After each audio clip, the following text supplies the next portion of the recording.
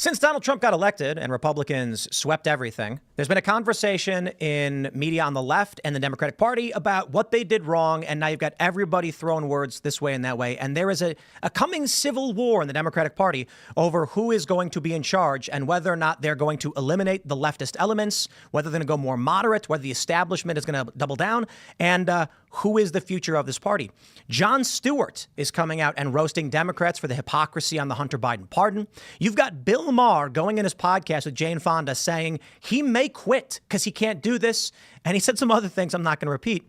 And then, of course, we've got many liberal personalities that either had been calling out the Democrats in the lead up to the 2024 election because they knew Biden was losing his mind, or, my favorite, the pundits who flipped on a dime the moment Trump and the Republicans won. Now, all of a sudden, they're being critical and they're realizing maybe I was being lied to. So we're going to talk about that, plus a whole lot more. There was crazy news coming out of South Korea. We don't really know exactly what happened, but there was martial law declared and then it was lifted. And then Donald Trump's nomination for the DEA he's resigned his nomination after a massive backlash over his arrest of a pastor during COVID lockdowns. So we're going to talk about all that. Before we do, my friends, head over to castbrew.com because due to a programming error, our Black Friday sale was extended until Wednesday evening. I think Wednesday at midnight, it's going to keep going on. So if you buy 2 bags of Cast Brew coffee, you'll get 15% off. If you buy 3 bags, you'll get 20% off. And if you buy 4 bags of our very own Cast Brew coffee, you'll get 30% off. So head over to castbrew.com and support the show where we sponsor ourselves. Also, head over to timcast.com and click join us to become a member and support the show directly because we're going to have an epic, uncensored, members-only show coming up.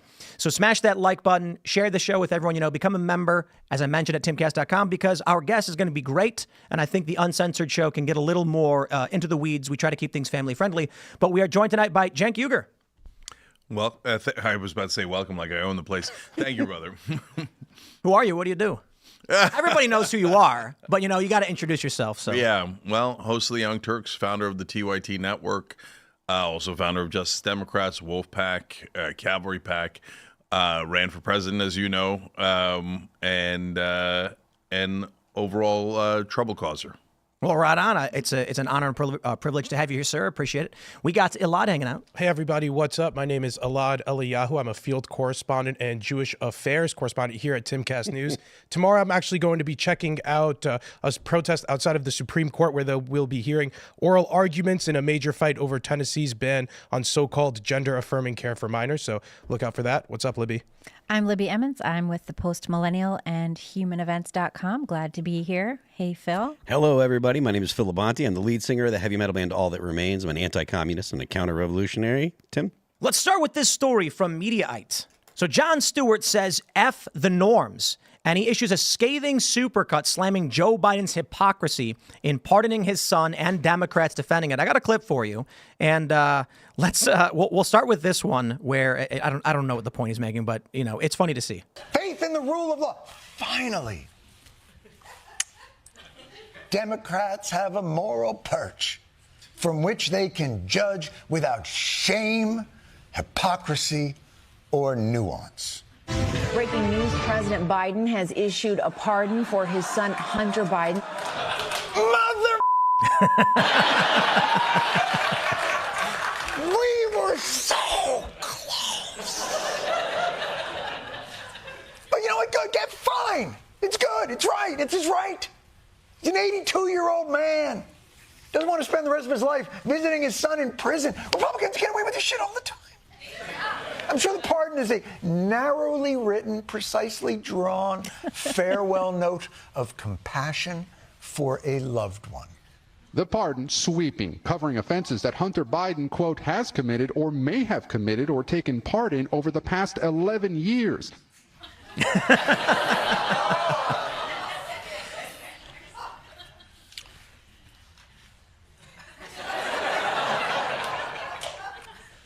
11 years is a very specific. So you get the point, because we've talked about this, but what I find largely interesting here is the audience laughing, Jon Stewart expressing his incredulity, I suppose, at the notion of an 11-year pardon. But this is just one example, right? There's another story I can easily bring up here to make this point. Charlemagne the God says Democrats have lost the moral high ground after Hunter Biden pardon. And also, he previously said that he felt like the Democrats were lying to him. So we're seeing a break in multiple parts for the Democratic establishment, the party, and its media apparatus. Prominent liberal personalities saying, "I think I was lied to." Prominent personalities having called them out the year or longer before all this is going on, like you, Cenk, and even running for president, saying Biden can't win. And now Jon Stewart, people like Bill Maher, all acting like, I'll just put it this way, many personalities saying all of a sudden, hey, we feel like we were being lied to. Ezra Klein coming out and saying this. And the big question then is, what does the Democratic Party turn into? Is it going to go far left, AOC squad, or is it going to go establishment, Nancy Pelosi, Chuck Schumer, or is there something else? Yeah. So first, let's start with Jon Stewart and Charlemagne. So those are my guys. I love those guys. Those are allies. And so they deserve credit for saying that Joe Biden was old when apparently people thought that was outrageous and scandalous. And Jon Stewart did a segment on it, and everybody got super mad at him. Like, when I do it, they expect it. They're like, oh, okay, there's that annoying guy who keeps telling the truth, okay? Shut up, we're all lying. We're all lying. He's young, dynamic. Just say it, right? So, but when Jon Stewart said, no, not young and dynamic, obviously old and in mental decline, people were super furious. Charlemagne said it, etc. So those are the good guys. So then, you've got Ezra Klein, which we could talk about a little bit later, but I think he's been an interesting guy. I think he's overall positive. He did question Biden a couple of times. He's taken a little bit of credit here, and at the end, anyway, he's a mixed bag, but overall I like him, and we can get into whether that you guys agree, disagree, etc. Then there's the Pod Save America guys who look, on a personal level, I met him a couple times, don't mind him. One of them, Tommy, did the Young Turks one day, liked him, no problem, etc. Good guys in my estimation in our brief interactions, but come on, guys, you're the establishment, and you said that Biden was fine, and then you said Kamala Harris was great, and they weren't. They sucked. And so now all of a sudden, like, there's news reports about Pod Save America realizes Biden might not have been the right candidate. Oh, did they? Oh, I see. Oh, he might have stayed in the race too long. But guys, that's what we were saying. And I don't mean it. And then you have mainstream media, which is way worse than all the people that I just mentioned. The Whoopi Goldbergs, the Joe Scarboroughs, just the serial liars who lie and do marketing and propaganda for the Democratic Party. So that's the media. If you want, I'll get into the politics. Is it your sense that the Pod Save America guys don't qualify as mainstream? I mean, they were, if I understand correctly, they did work with the Obama administration or with Barack Obama, and so I feel like they're as mainstream Democrat as you can kind of get. Okay, keeping it real. So this Pod Save America has this funny role in that they have a mainstream mentality, unquestionably, but they're a podcast. So, like, when the mainstream politicians want to go crazy, they go on Pod Save America. They're like, well, I was on a podcast. Yeah, I was online. It wasn't even CNN. It was so crazy. Okay, I was talking to a microphone. It was nuts. You saw Jen O'Malley Dillon being like, wait, I can curse on here. And she was cursing. And she was so happy about it. And I was like, you don't get to do that all the time, do you? Right. So it's cover, essentially, then. Right. Well, look, they I'm sure they genuinely mean what they say, right? Sure. So, to be fair to them. And they're, look, I agree with them on a lot of policies. Well, I mean, do they, hold on, you said they mean what they say, but they were saying that Joe Biden was great. And then they also said that, until Kamala Harris came in, do you think they meant that, or were they, were they lying then? So which one do you think it is? So I do genuinely wonder about that, right? So did they really get themselves to believe that Joe Biden was young and dynamic and the best possible candidate for the Democratic Party, which I always said was the biggest insult you could give to the Democratic Party, to say that a guy whose brain was falling out of his ear is the best candidate we have in the whole country? Really? Out of like 150, 170 million people, you thought he was the best possible candidate? So no, you can't possibly believe that. So that's got to be a lie, right?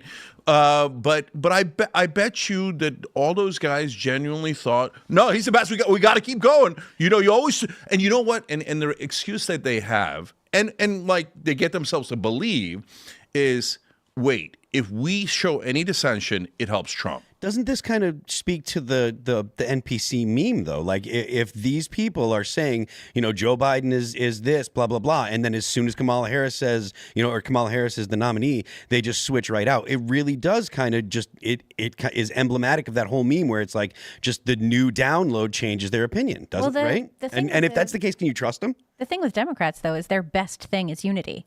right? Their best thing is providing a solid front. They're like parents when the kid sneaks out and one of them said it was okay or something. You know what I mean? Like they team up and they get together, and so they're hard to crack because of that. Okay, the old stereotype is Republicans fall in line and Democrats fall in love and Republicans fall in line. Is that no longer the case? No, it's totally flipped now. So that was the case. Now, if you're a Democrat and you don't fall in line, there's going to be hell to pay. Okay. Yeah. So is that new, though? I mean that. So that's been going on for some time, but so that saying is like the Tip O'Neill saying from the 1970s: all politics is local. When now no politics is local; it's all national. It's all national, and people make their. So they still keep saying that stuff, but in reality, the Republicans fell in love with Trump, and the Democrats are always told fall in line, right? And so, like, just real quick to address what you guys are saying. So, in the Democratic Party, unity is put up as like the greatest value of all time, when in reality, unity has destroyed the party because it's a forced unity. It's not a real unity. They say, we anoint Biden, we anoint Hillary Clinton, now everybody unify. What that means is our donors picked Hillary Clinton, our donors picked Joe Biden. So shut up, okay? All you rascally, annoying populists and stuff like that, and with your stupid Bernie Sanders. No donor even approves of Bernie Sanders, okay? We demand unity, okay? And so that's a fake thing to try to get not unity, but compliance and obedience. There's a good example of this. Molly Jong Fast was on, I think it was at MSNBC. Yeah, I think she was asked, breaking news, Joe has pardoned Hunter. Hey, this just happened. What do you have to say? And her response was, I have no take on that. I'll have to think about it. And certainly, I'm not requiring every single personality ever to know everything. But this is an example of, I can't possibly answer with the Democratic Party line live on TV. You'll have to give me a few minutes to consult. I have to go figure it out. I mean, the thing with the Democrats, to be fair to her, I don't know what exactly happened with her. Maybe she really genuinely didn't know. And she's like, I'll give her that. Right. Yeah. But I think this is an example. I think it's probabilistically an example of, I got to be honest, if you took the average conservative and put them on TV and asked them a question, they're going to say something. They're going to have some kind of opinion on it or whatever. And I think this goes to the bigger picture of, and I'll say all these liberal personalities have been complaining about this. Even David Pakman's complaining about it. Conservatives are knocking on the door to come on your show, and liberals are like, let me talk with our PR people and see if we can make something happen, and they don't do it. No, we can't. Can I just address that real quick? It's way worse than that. So why does Pod Save America exist in a sense, right? So that they could, as we talked about, they could feel cool for going online or on a podcast, etc. But would those people who ran Biden's campaign ever come on the Young Turks? 0% chance. Yeah. None. Kamala Harris, Joe Biden, none. 0. Why? Because we ask real questions. So if you ask real questions, oh my God, they don't want, like. That's why they didn't want to do Rogan. Oh, they don't, I mean, but could you imagine? But Joe is kind of soft compared to us, right? Like, even if you're a left winger or you're a Democrat, you're going to get a much tougher interview out of the Young Turks than you are out of Joe Rogan, and that's why she was such a knucklehead for not doing the Rogan interview. Well, you know what Joe's going to do? He's an amiable guy, right? He's not looking to ambush you or whatever. He's going to go, oh yeah, that's interesting. Oh, where'd you grow up? Oh, so you were at McDonald's, right? He's going to have that, but they can't even handle that. Right. So that's why the Jen O'Malley Dillons and stuff, she's not going to come on. We're going to ask follow-up questions and be like, hey, why did you turn down hundreds of millions of dollars in earned media and free media? Mm-hmm. I mean, you keep raising money. You kept asking people for, give me money. Oh, we raised donor money. We were calls. And then, but wait, that 50 million views that Trump got on Rogan is worth an enormous amount of money. Then you wouldn't have to keep asking little grandmas for money if you just do earned media, right? Why didn't you do it? Dylan, why didn't you do it, right? And I could ask 10, 20 super tough questions like that, and they'll never, ever go on a show that asks them those questions because they don't have answers to those questions. Their answer is, what do you mean? Fall in line, unity. Hey, listen, I did I didn't do your unity. Can I curse here? I already forgot. Well, we try not to. Okay. Nobody cries. So I already did your BS, or I refuse to do your BS, right? But This unity stuff is gone, man. You wanted us to unify, and Jen O'Malley Dillon. Remember, before she ran Kamala's campaign, she ran Joe's campaign. Yeah. She if you want to talk about liars, the Pod Save America guys, I think that they probably got deluded in their own minds into thinking, oh, Joe Biden's 34 or 44, I can't tell, right? Okay, but Jen O'Malley Dillon knows exactly how senile Joe Biden was. She had conversation after conversation. Everyone on that campaign knew that he has massive mental decline. Massive. Yeah. Oh, my uncle was eaten by cannibals. Oh, why, hello there, Bob. There's no Bob. He's shaking hands with an invisible guy. They called that debunked. When he was shaking hands with an invisible Everything's guy. always debunked, right? Right. I mean, he was out there talking to trees in the Amazon. The thing about Jon Stewart and Bill Maher is that these Democrats are catching up to where a lot of Democrats were several years ago. You know, a lot of Democrats got pushed out of the party because they didn't follow the party line. The Democrats have already abandoned free speech. Like us, right? but the Democrats abandoned free speech. They have abandoned their anti-war stance. And if Democrats are going to get any credibility back, they have to return to their roots and actually have values. It's been a shifting sands of like whatever seems fashionably progressive since Obama. I don't know how this version of the Democratic Party recovers. The narrative they keep pushing about where's the Democrat version of Joe Rogan or my favorite was when Wired said there's no Democrat Ben Shapiro, Steven Crowder, or so help us a Tim Pool. And I'm like, Joe Rogan was a Bernie bro, and I donated the maximum to 2 different Democrats in the 2020 cycle. But the Democrats, in my view, totally nuts. And started pushing things that I thought were insane. I started doing conservative media when I was still a registered Democrat, you know, because that's where I could have free speech. That's where I could openly discuss things. If you look, it wasn't possible. I'll give you one quick example before Jen, you can jump in. I think an example is, I think many of the prominent voices in the liberal media space are just outright lying. It's dominated by the corporate press, of course. And my favorite example, to give the man his wonderful shout out that he's always begged for, Sam Cedar, when he comes on this show, when we invite him here, asks me, I shouldn't say he asked me, but we were discussing abortion, and I told him I was pro-choice. He throws a hypothetical at me, rants about how I want women to undergo rape trials or something to prove that they were raped, and then literally says in the show, that's the clip I was trying to get. And I'm like, okay, if that is but maybe a driving force in the alternative media space, and then the corporate press is just lying about every single thing that's going on, Joe Biden is fizz a fiddle and strong as a young man, then I'm just out. I'm out. So how are the Democrats supposed to recover any kind of real, authentic media if these are the narrative games they've been playing, or at least many of them have been? Yeah, but so whenever you're talking about Democrats to the left, you have to distinguish between the different camps, right? Of course. So what's the biggest left-wing show? We are Young Turks, right? What's the biggest left-wing network? We are. TYT is 27 million subscribers, right? 30 billion lifetime views. So when they're like, oh, I wish we had a Joe Rogan of the left. Hey, idiots, we have more subscribers, more views, etc. But to them, no, you don't count because you're honest.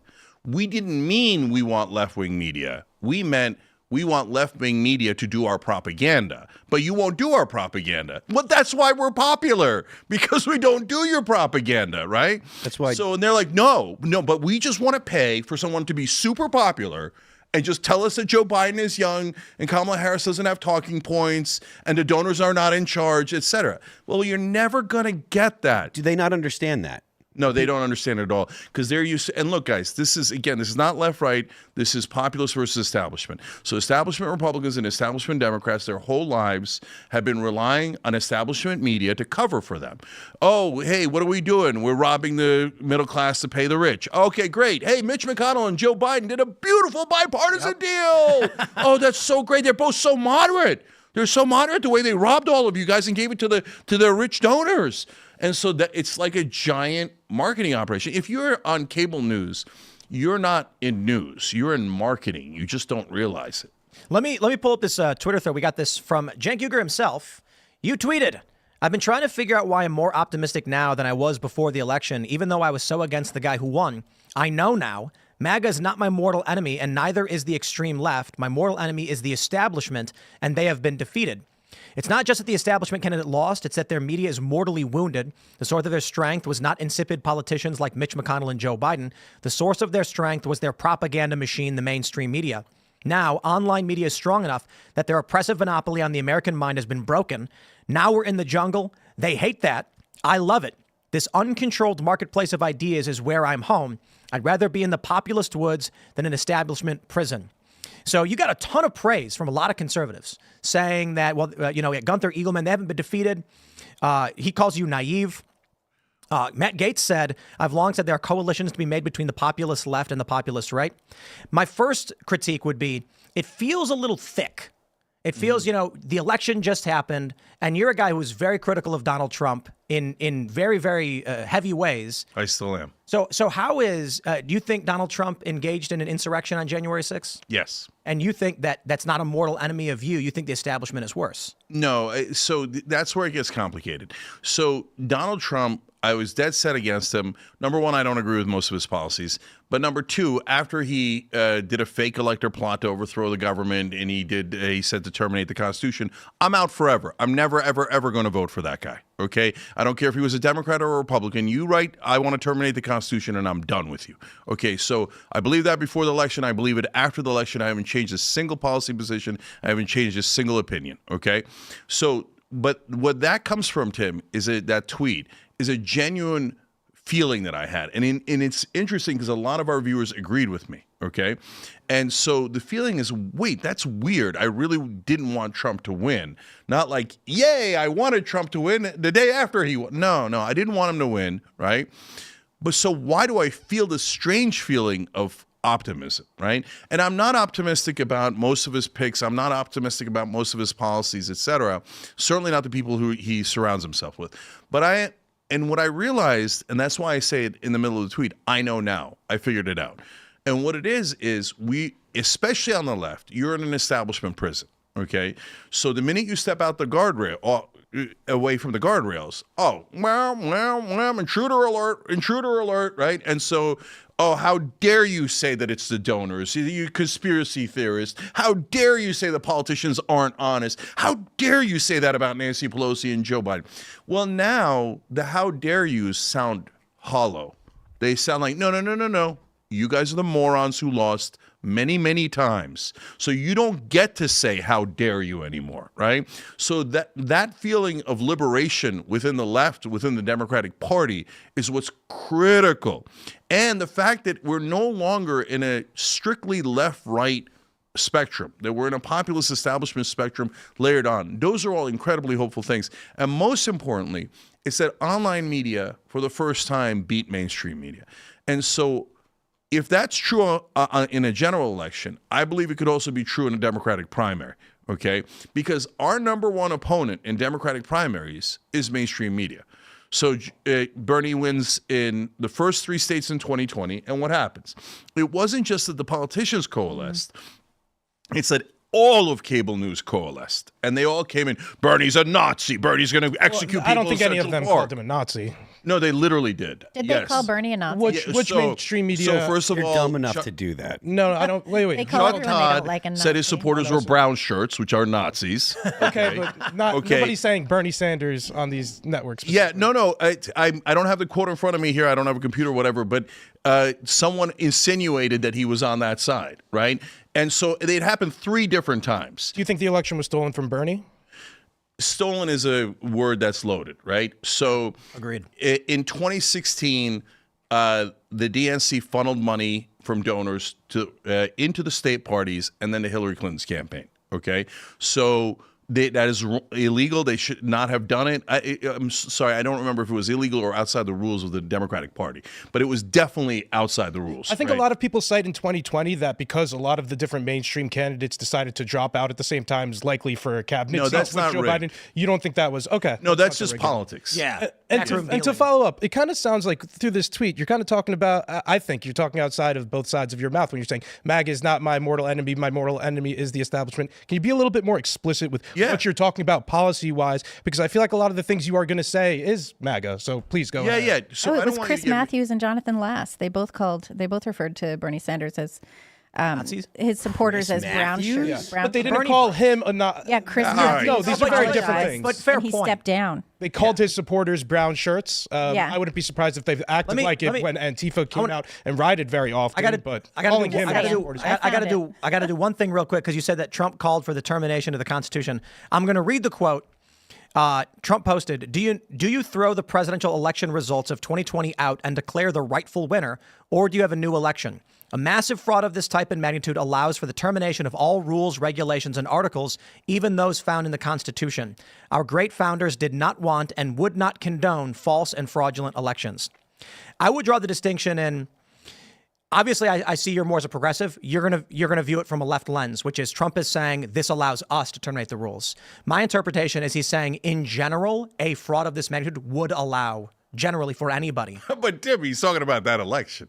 Indeed. And number two, no, there is no provision in the Constitution that says if some rando or a candidate or a president decides that he didn't like the outcome of an election, you could terminate the whole thing. All rules, regulations, and articles. But all terminate. And the way the right views it is that he's saying the fraud they have committed is allowing them to terminate all the rules in the Constitution. No, Tim, you're making crazy excuses. That's not what that I'm telling you, says that's at what, all. Not 1%. No, I'm not. So he's saying it allows for the termination of all rules, regulations, and articles in the Constitution. So what part of that is the left saying it? He's saying it. No. My point is the left's perspective is Trump is saying this would empower him to terminate the rules. That's the argument they've made. He's at least saying that I want to terminate the rules. But that's the left perspective. The right perspective is he's saying the actions that have been taken allow in general for these people to basically violate the rules of the Constitution. No, that doesn't make any sense. That's not even close to what he said. Well, I understand that's your perspective. I'm telling you what conservatives are saying.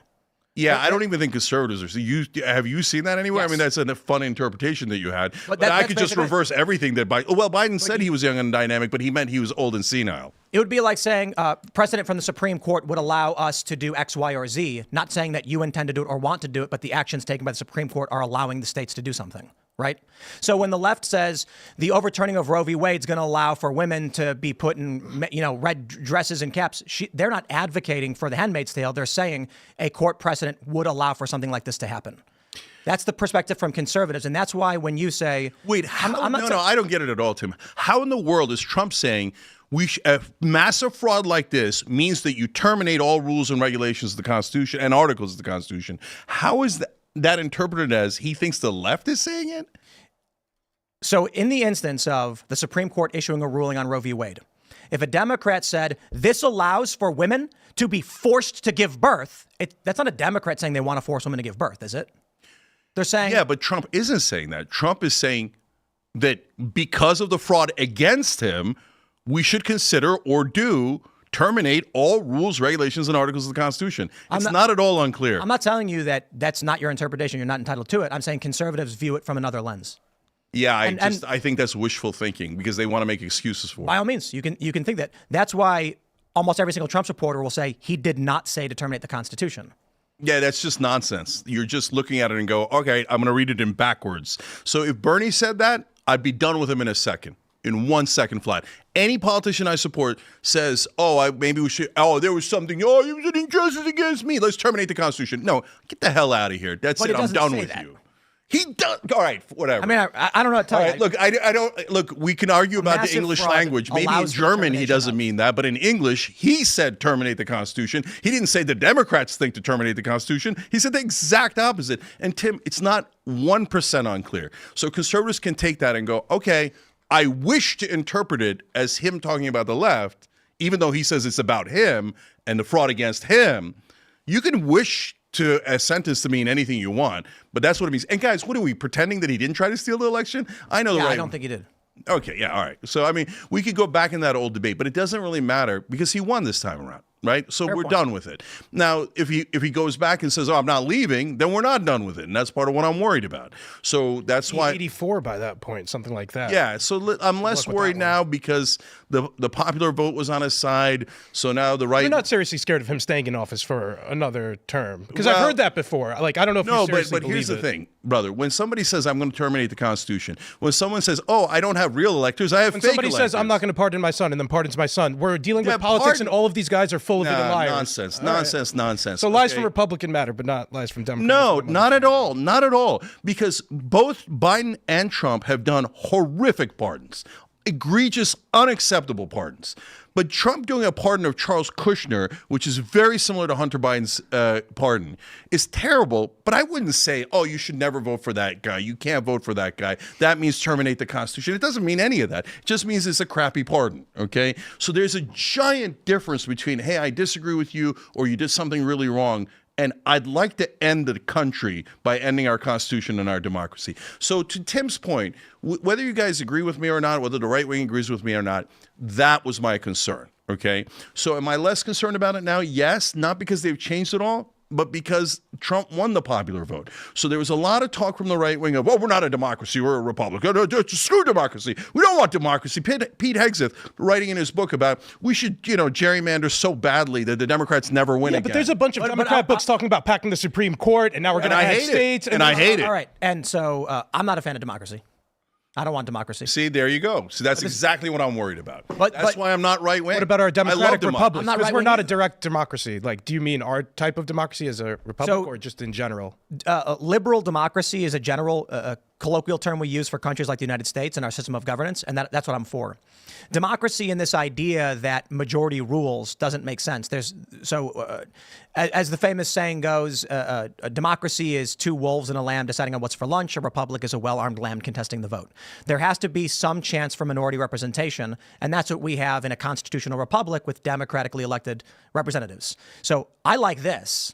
And so when I say democracy, if someone doesn't understand the blanket term of what democracy is, they assume you're saying, I want fascism or something, which is not the case. I want a system of guaranteed civil rights, a degree of free market, but I believe there should be government regulation to a certain degree. And I like how we have a system that balances the interests of the minority and the majority in different ways. It's not perfect. It's near impossible to do, but I think we have a great system here. I'm sorry, just to get this straight, you're against DC statehood, against Puerto Rican statehood, against adding states? No, because that would be a power play from the Democrats. No, it depends. So, like, D.C. and Puerto Rico happen to be more progressive, Democratic leaning now. But if they were Republican leaning, we could still have a conversation. Yeah, but you could see how Republicans think it's like an obvious partisan play where they're just trying to get 4 more senators. Yeah, but the Electoral College is obviously partisan horse crap at this point. It should be, fixed and amended. So that's why it's hard to take your arguments about democracy seriously when you're. Why? Because you don't care about democracy. You're willing to bring in that's new not states true and completely. At all. You're willing making outrageous. No, you're willing and to ridiculous completely. points. You're willing to completely upset our electoral system and then stuff it with essentially 4 Democratic senators. No, nonsense. Why are we even look? The original system of the Constitution is deeply flawed. So a tiny state like Wyoming gets 2 senators. A gigantic state like California gets 2 senators. But hold on. I want to interject. Let me just finish the point. Finish the point. But in order to fix that, or fix the Electoral College or anything else, you have to go through the process. I believe in the Constitution. So you want to call it a republic? You want to call it a democracy? I'm good with all of that as long as we don't end the Constitution, we don't end our democracy, we don't end our civil rights protected by the Bill of Rights, protected by the Constitution, etc. Then we can have arguments about, hey, do we admit Alaska and Hawaii? Well, Alaska's Republican, Hawaii's Democrat. Let's have that conversation. Do you admit D.C. or Puerto Rico, etc.? That's not anti-democratic. That's just a normal political conversation. I agree. So just the way that you frame the argument about state senators and stuff like that implies that the number of people in the state matters. Yes, it doesn't matter. It absolutely doesn't because that's not how in the Constitution. It doesn't matter because it's not about democracy with that. The senators are supposed to represent the interest of the states, not of the people. The House represent the people. This is something that you absolutely know. And so I know. So the fact that you I don't believe it. I think it's a terrible system. That's I think it's a then great you're I think the Senate is a terrible system. Then I think that's completely absurd. It doesn't matter. I'm not going to win on that. Okay. But look, I'll tell you this. but the fact of the matter is your viewers don't know. They don't understand that the states are supposed to be represented by the senators. And when of course they understand that. No, they don't. Not It's when elementary civics. We all know it. We just don't agree. And No, I guarantee you, if it was flipped, you'd go nuts. If we had tiny little Wyoming that had the same amount of votes as Texas, because Florida has. All right, there's Rhode Island. Yeah, and Yeah, Florida I'm has with this- you. But if there was more blue states that were tiny, and giant red states, Ohio's the the reverse fifth of what we have most now, populous state, and I it's a red guarantee you, state. every one of you would be making, now this you're is outrageous. just trying to Why change did this the is subject one and man, deflect. one You're vote? How just come it's trying- not one man, one vote? Cenk, you're just trying to change the subject and deflect. The point that I'm making is when you portray it as if it's not democratic because it's not popular vote. That's what the House is for. You're misrepresenting what's going on, and your viewers. I'm not I do not misrepresenting. care All right. that you say your viewers know. They do not know. All right, so you That's made the point. I would civics say in this. eighth grade. Here's the problem: is the 17th Amendment, because Cenk is not necessary. Or if Cenk's view is that the senators are representing the people, that's not wrong since the 17th. It used to be that your state legislatures would appoint people to represent the state's interests, and then we changed it in the early 1900s. I think that's a mistake. I think states should have representation. I'll tell you exactly why. Cenk, do you know about? So I covered the drought in California. It's 10 years ago. We had a drought in California. I went to Tulare County. 300,000 poor people, a lot of migrant workers and farmers live there. I went to these farms and they were drilling thousands, tens of thousands of feet down into the earth for groundwater so they could water their crops because the drought had been very severe. I went to the home of a poor migrant family that they harvested crops. They had no water. They turned their water on, nothing came out. The reason was their wells at their houses only go down 30 feet, but the farmers were drilling down 5 to 10,000 or more feet. So the groundwater had been sucked all up for the farms. So the first thing we thought was, hey, they're stealing the water from the poor workers for their business and their crops. Well, the argument was, yeah, but we have to grow food, otherwise we don't eat. And I said, okay, well, we got to figure something out, right? So I go to the farms and I said, why are you doing this? And they said, we provide a third of the economy of the state. We're producing food. I mean, there's nothing here. There's no workers here unless we can grow the crops. I look over and there's a canal full of water. I said, why don't you just take the actual water that you have that comes from the mountains? And they said, we are a county. This is what I heard from like 7 different farmers. We're a county of 300,000 people. We voted to keep our water. And the cities like San Diego and Carlsbad with golf courses outvoted us. So we went to Carlsbad and we saw golf courses getting watered. They actually, the people who lived there came out and said, we refuse to have brown lawns. We should have the right to water our lawns. Across the street from a golf course with watered green grass was poor migrant workers with no water. And it all came down to, in a system of direct democracy within the state, it was put to a vote. And the cities with majorities said, we want the water for the cities, not for the people where the water came from. I said, that's really interesting. So if you try to figure out a way to balance this, looking at a national level, what happens if you go to a state like Montana that's about to be inducted in given statehood, and we say, we're going to do everything popular vote? Montana goes, you're going to come in here and you're going to vote to take out all of our water from us. In fact, it happened. Arizona tried suing, file a lawsuit against, I think it was Illinois, to take Great Lakes water. And the only reason it got stopped is because Ontario is a foreign country and it's part of the Great Lakes Coalition. So that would interfere with Canada and international obligations. So Arizona was not able to start shipping water from the Great Lakes, which would have depleted it. So what I end up seeing is you tell the states, here's what we're going to do. There'll be 2 forms of representation. You're not guaranteed to win. The people may actually vote to take the water and the minerals from your state, but we'll create 2 systems. One, you're a small state, you'll get 1 at-large representative, but you'll have 2 senators. Every state gets 2 senators, and the Senate will be your competing voice, so there'll be some minority representation. Lest we see what happens inside of California, where 2 million people living in an urban center, put it up to a vote. We 2 million outweigh the 300,000. We take all their water, and they did. And those people didn't have any water. So I don't think there's a perfect solution for it, but I think something there works. So, Tim, I could show you thousands of examples where people get outvoted and it feels like an injustice, and it feels I get outvoted all the time, right?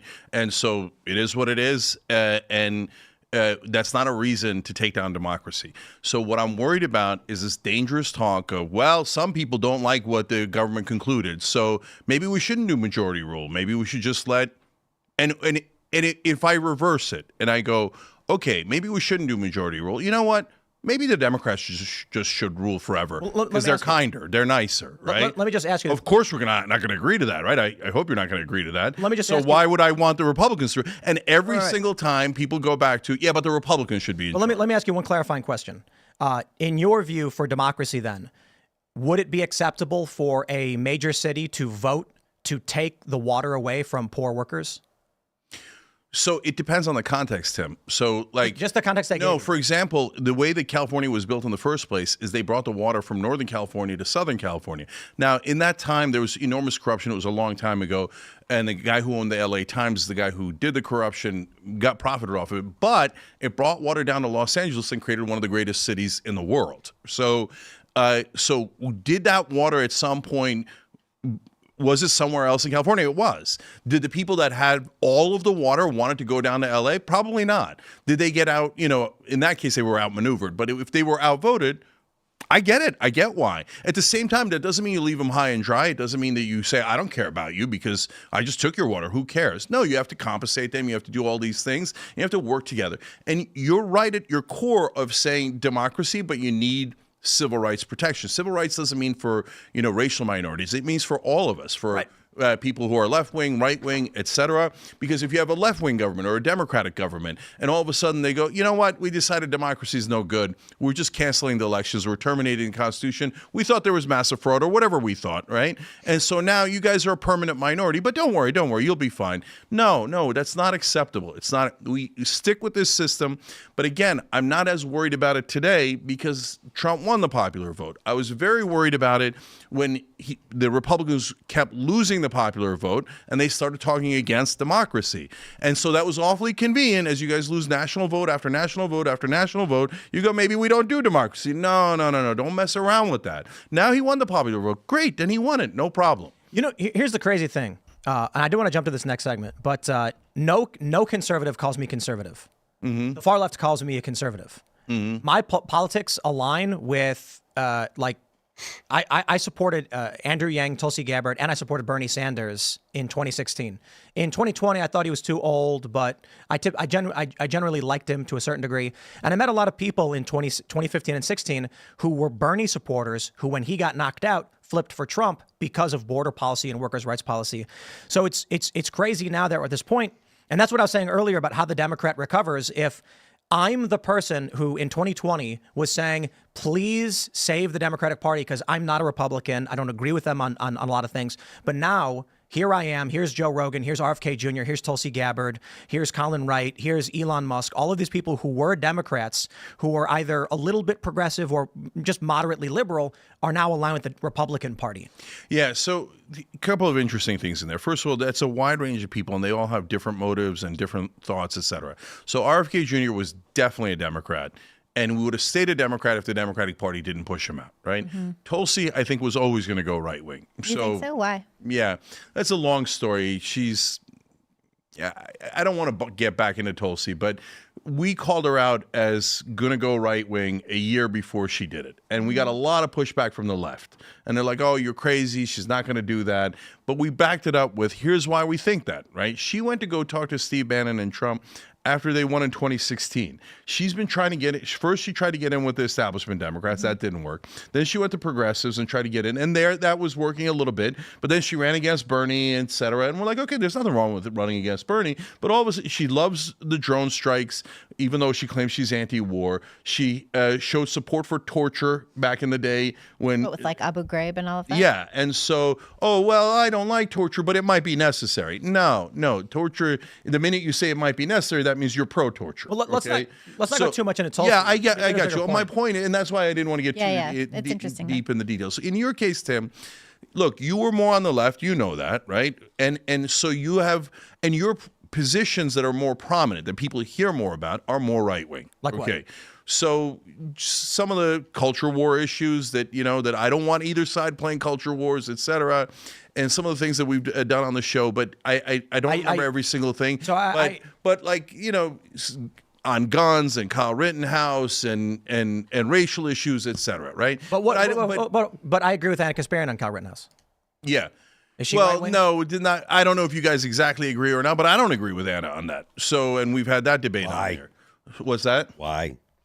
All right, now we're going to get into Kyle. I don't want to. I don't want to So, just. So, but Tim, But that's not a political position. That's a fact question of what happened. yeah, all right. Look, I understand what you're saying, Tim, but like almost every time you're in the news is for a right wing position. But I'm not. this Okay, is but the- listen, let me finish the thought.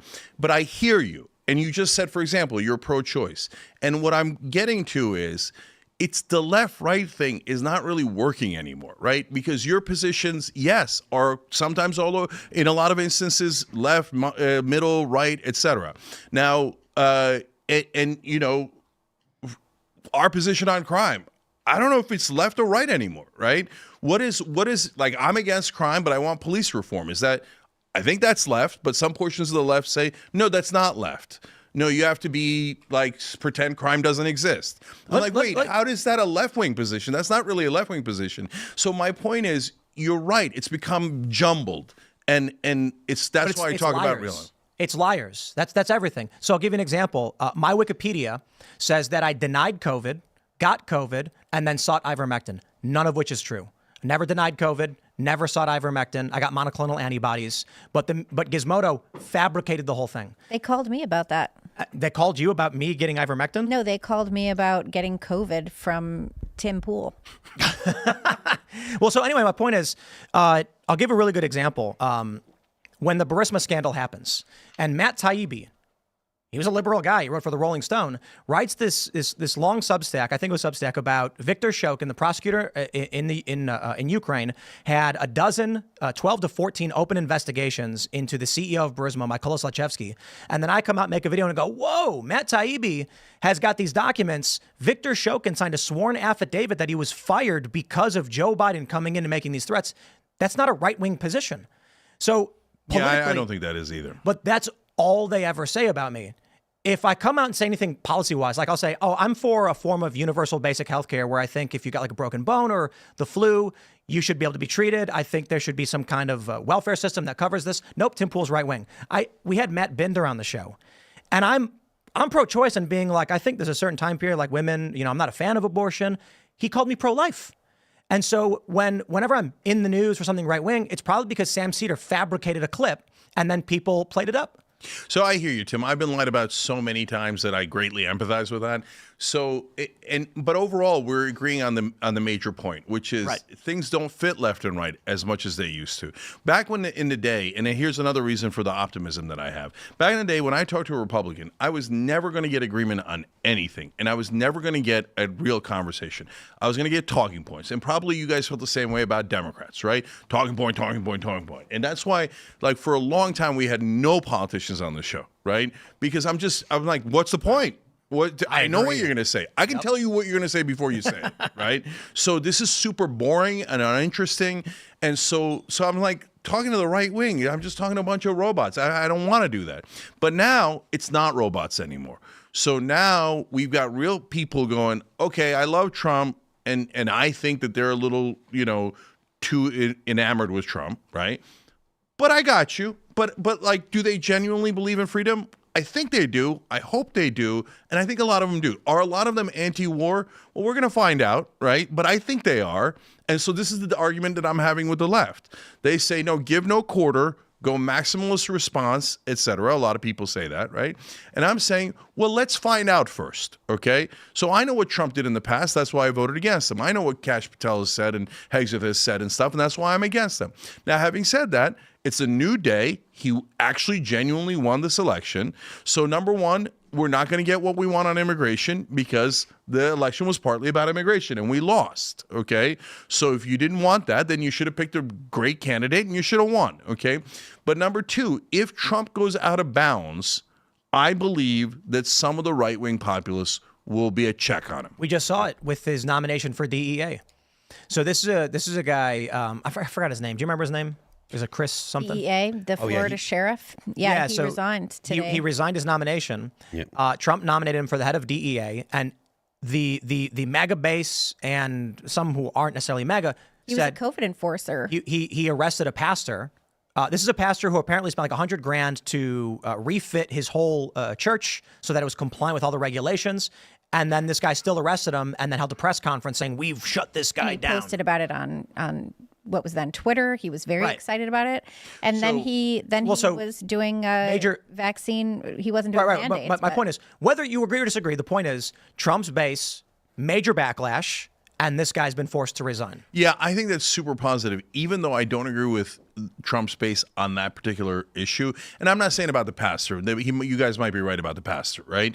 But like on COVID, I'm on the left, right? And so we can get into the details of that. But the bottom line is, I don't care what the issue is. I care that they held him accountable. But hold on. Let me just finish that thought. So if they hold him accountable on the DEA guy, what I'm hoping is that they're going to hold him accountable on some of the other picks if it goes wrong, right?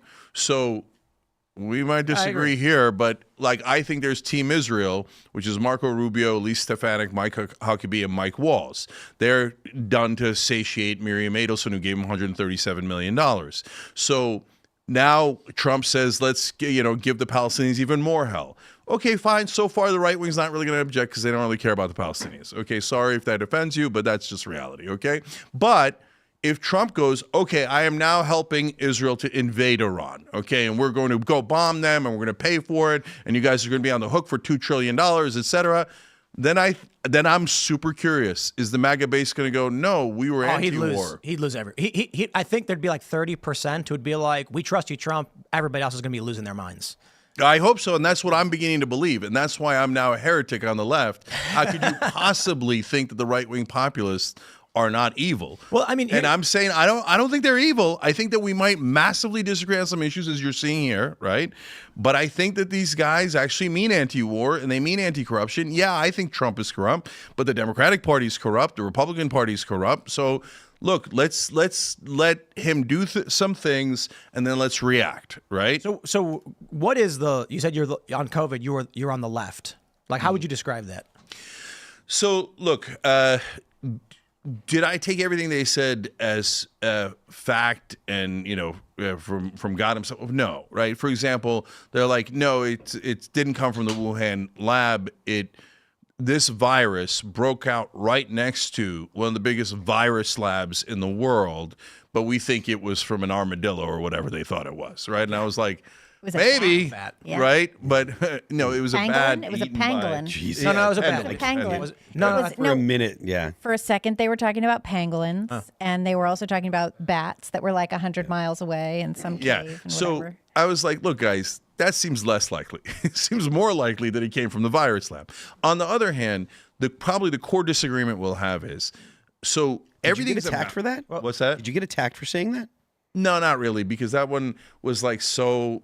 Like, it wasn't a big enough issue, and it was so silly. When did you say that then? Well, I want him to. I said it right when they said it, like throughout. I was like, it made perfect sense. Right. So what this is the main point of difference we have. So, it's a society, especially in democracy with civil rights, et cetera, is a balancing act between the individual and the community. Sometimes the community wants something, but that hurts the individual rights. And sometimes you protect individual rights, but that hurts the community, right? So how do you balance those? And a virus is a great example of how difficult it is to balance those. So, for example, if you had a virus, unlike COVID, that if upon contact, like you catch it in the air at all, you're dead, right? You're instantly dead. Well, could we then say, no, everybody's got to stay home? Like an Ebola type of thing? Like an Ebola, but even worse, airborne, right? Yeah. Just to make it an extreme hypothetical, right? So I say, no, then we support the community and we say, yeah, you got to stay home. And yes, I am taking away your individual rights in that particular case. Now, then you have a range of viruses. Like, so for smallpox was devastating, not only America, but the U.S. troops during the Revolutionary War. And Washington said, we're going to give you guys all this thing that's basically a vaccine, right? But we know it's going to kill a lot of you because back then the vaccines were horrible. And it killed a third of his army, but it saved the rest of the army and it saved the war. And that's why America exists now. You can go back and say, I can't believe he took away their individual freedom. I can't believe not only did he kick him out, he didn't kick them out of the army, but he killed them in a sense, right? But overall, it was the right decision. So that's why it's not easy. And so in the case of COVID, in the beginning, it seemed so viral that, yeah, I agreed with you should wear masks outside and you want to contain the number of people in a house. Yeah. Now, at some point, it got absurd, right? Yeah. And so, and when it got absurd, I said, all right, guys, we're done with this. What are we doing? The kids got to go back to school, et cetera. Now, looking back at it in hindsight, there are probably a couple of things I would have done differently. But you see what I'm saying? By being on the left means, in that case, I wanted to protect the community more. But we don't disagree with that. I don't think that's a left-right thing. Trump was the one who came out and said 2 weeks to slow the spread and initiated the push for lockdowns in the first place. I think the issue was when BLM was protesting and rioting during COVID, the media and prominent personalities were like, this actually slowed the spread. I think. Well, and you I also had a whole bunch of doctors come out and sign a letter saying that racism was a bigger health threat than COVID. Yeah. And then when you also had Andrew Cuomo saying, you know, if you're going out to protest for BLM, then that's okay, but otherwise you need to stay home. And then you had 10,000 people out front of the Brooklyn Museum, you know, protesting for Black trans lives, and the rest of us were supposed to stay home because we weren't doing that. Let me do this. Let me jump to this segment. I want to pull this story up from Neiman Lab. Heavens me, this is one of the greatest headlines I've ever seen. For those that don't know, Neiman Lab is a journalism college university institution, and they report and cover how things go in media. So if you're in journalism school or you work in media, you know all about them. Here's their headline. Tuning out TV news might be behind the decline in media trust. No, really. Okay, here's the first paragraph. A new wide-ranging study finds that trust in news has fallen further in countries where television news use has declined, as well as in countries where more people are turning to social media for news. So let me just scream this. They are saying, wow, in the places where people don't watch TV news, trust has declined. That must mean not watching TV news makes you not trust them. Perhaps they could look back, think for 2 seconds, and realize people have dumped TV news because they're lying. That makes more sense. Holy crap. This is like something that my son was telling me about, where he was saying that the children of atheists have higher reading levels. And I was like, that's because atheists are mostly intellectuals who went to college. Like, that's why. It's not about the religion. You know, what I see here is we all watched a media uncritically just say, oh, Joe's not going to pardon his son. There's that viral video, 9 minutes of them saying, but he said he wouldn't do it. And then when he does, they're like, oh, I never saw that coming. We kept reporting at the Post Millennial. We kept saying, Karine Jean-Pierre said that Biden would not pardon his son. Biden said Biden will not pardon his son. John Kirby, whoever said it, Biden will not pardon his son. And people were like, why, you know, like, we covered this already. I'm like, no, we have to keep covering it because they are lying. And that's going to come out. And we need the record of these lies. And of course, no one was surprised when Hunter Biden was pardoned. Yeah, I know. The people who were surprised, like, where have you guys been? Like, obviously this was going to happen. And then NBC reported that they were considering it back in June after the first conviction on the gun charges. And of course they were, you guys. Of course. But this is for everybody. Do you get the sense that the rank and file Democrat, do you think that they were surprised? Because I feel like they. I kind of agree with Cenk on this, though. Cenk on this one, because he's saying that that the unity is the main thing, that they have to go along. You know, so I don't even think that they know whether or not they feel that they were deceived. They were surprised because they're marching in lockstep with the approved line, and then overnight it changed without them knowing. But they keep going along with the approved line, whatever it is. They're like, oh, we're going this way. Oh, now we're going this way. Now our hair is blue. Now we're screaming. Now we're not. Cenk, I'd like. Yeah, so this is the part that I agree with you guys most on. So first off, I totally agree with your interpretation of this, article, and this is the kind of stuff that basically Noam Chomsky warned about decades ago. Yeah. And so I had Noam on the show a couple of times, and I asked him one time, I said, so where do you get your news? You know, the New York Times and CNN and all these things, skew the news, they manufacture consent, et cetera, right? You're the guy who originally wrote about it. So he says, what I do is I read the New York Times or Washington Post just for the facts, and I ignore all other words, sentences, etc., because that's their BS interpretation. So this is a good example. So, TV viewing has gone down. That's a fact. No problem, right? Trust in media has gone down. That's a fact. No problem, right? And then they say that's because people aren't watching TV, and that's why, and they hate online media. No, that's not a fact. You made that part up, okay? I could take those two facts, and as Tim said, I could interpret that correctly as, they decline in trust in media. That's why they stop watching TV. Like, it's super obvious. That's a better explanation. And the fact that they write it as if they're writing an objective piece, right, with the exact opposite interpretation is what is maddening. And so that's what I mean by the establishment prison. They all have certain, like, talking points and a certain groupthink, and they're going to shove that down your throat. And unfortunately these days, and what I'm greatly frustrated by the Democratic Party, and that's why I want to reform it, is that yes, it's more true of Democrats these days, and that is why they get confused on the pardon, right? Because to answer your question, guys, they really believe everything Joe Biden says. So when Joe Biden said he wasn't going to pardon his son, the mainstream Democratic voters thought, oh, that means that Joe Biden's a saint. He never lies, right? Trump's a giant liar, but all of and all the Republicans are liars. Mitch McConnell's a liar, et cetera. But Pelosi and Biden have never told a lie. They're angels, right? I mean, I got yelled at on NPR because I said, look, Mitch McConnell takes $1 billion and serves as donors, right? And everybody's like, generally, yeah, right. And I said, Nancy Pelosi takes $1 billion and serves her donors, right? They're like, how dare you, right? And then the listeners are irate, the host is irate, et cetera, right? Blasphemy. So when Joe Biden says he's not going to pardon him, they genuinely believed it. And so they're shocked. And what I've been saying all along is, guys, establishment politicians are all liars, like through and through. Because the central lie of both the politicians and the establishment media is the donors are not in charge. Well, let me the donors have nothing to do with anything. And you know, there is no establishment. I was on Piers Morgan, and this is a really interesting story, right? And a sample. Dan Crenshaw, who's more establishment as a politician, right? Dan Crenshaw goes, I said this exact same thing, and he goes, oh, that's ridiculous. There is no establishment, okay? And we don't do what our donors tell us. And I was like, hold on. Vinny, what do you think? Vinny from Patrick Bet-David's show, right?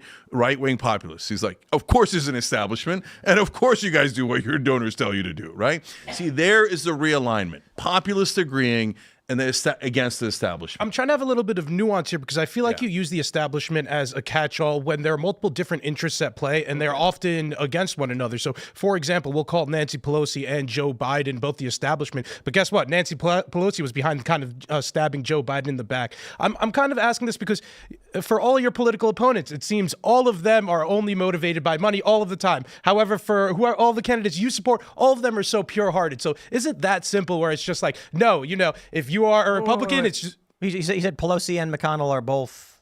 No, not Pelosi. I'm saying Pelosi and Joe Biden. These are establishments of the same party. I'm just saying there's multiple...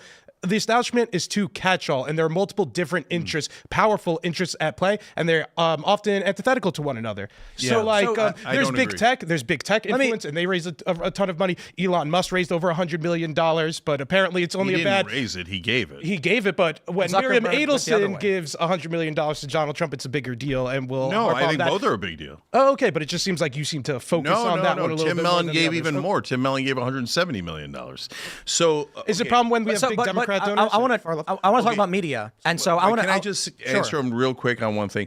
No, brother. So when Matt Gaetz and Josh Hawley stopped taking corporate PAC money, they then introduced anti-corruption bills, anti-war bills, and I said, there you go. That's the difference, right? You stop taking corporate PAC money, and so I still have huge disagreements with Matt Gaetz and Hawley on other things, but at least they got honest on that front, right? That puts them in the populist camp rather than the establishment camp. And so if there's a delineation, the best delineation is probably corporate PAC money. And so in terms of Pelosi and Biden, that is a super rare thing. That's why everybody was shocked, because especially on it used to be on both sides, but Trump changed the Republican side. But on the Democratic side, the establishment never turns on one another, never. So when Pelosi did it to Biden, it was shocking. I couldn't believe it. Right? Because here we are, me and a couple of other people saying, "Well, the Biden's is not young. This is terrible, etc." But we're not going to win that fight. We need to push until someone like Pelosi and behind the scenes Obama said, "Yeah, no, he's too old." I think there's more infighting behind the establishment, and it's an easy attack. So talking about media, because one of the things I wanted to ask you is, we can see the establishment media, they're lying and all of these things, but I've got some issues with things that you guys have reported in the past pertaining to me. And I think there's liars on the right in the independent media space. There are people, there was one video where this is a couple months ago. I noticed that we were featured on the front page of YouTube, default, not signed in or whatever. I was like, oh wow, that's crazy. And I noticed that our viewership jumped, so I checked with a incognito window.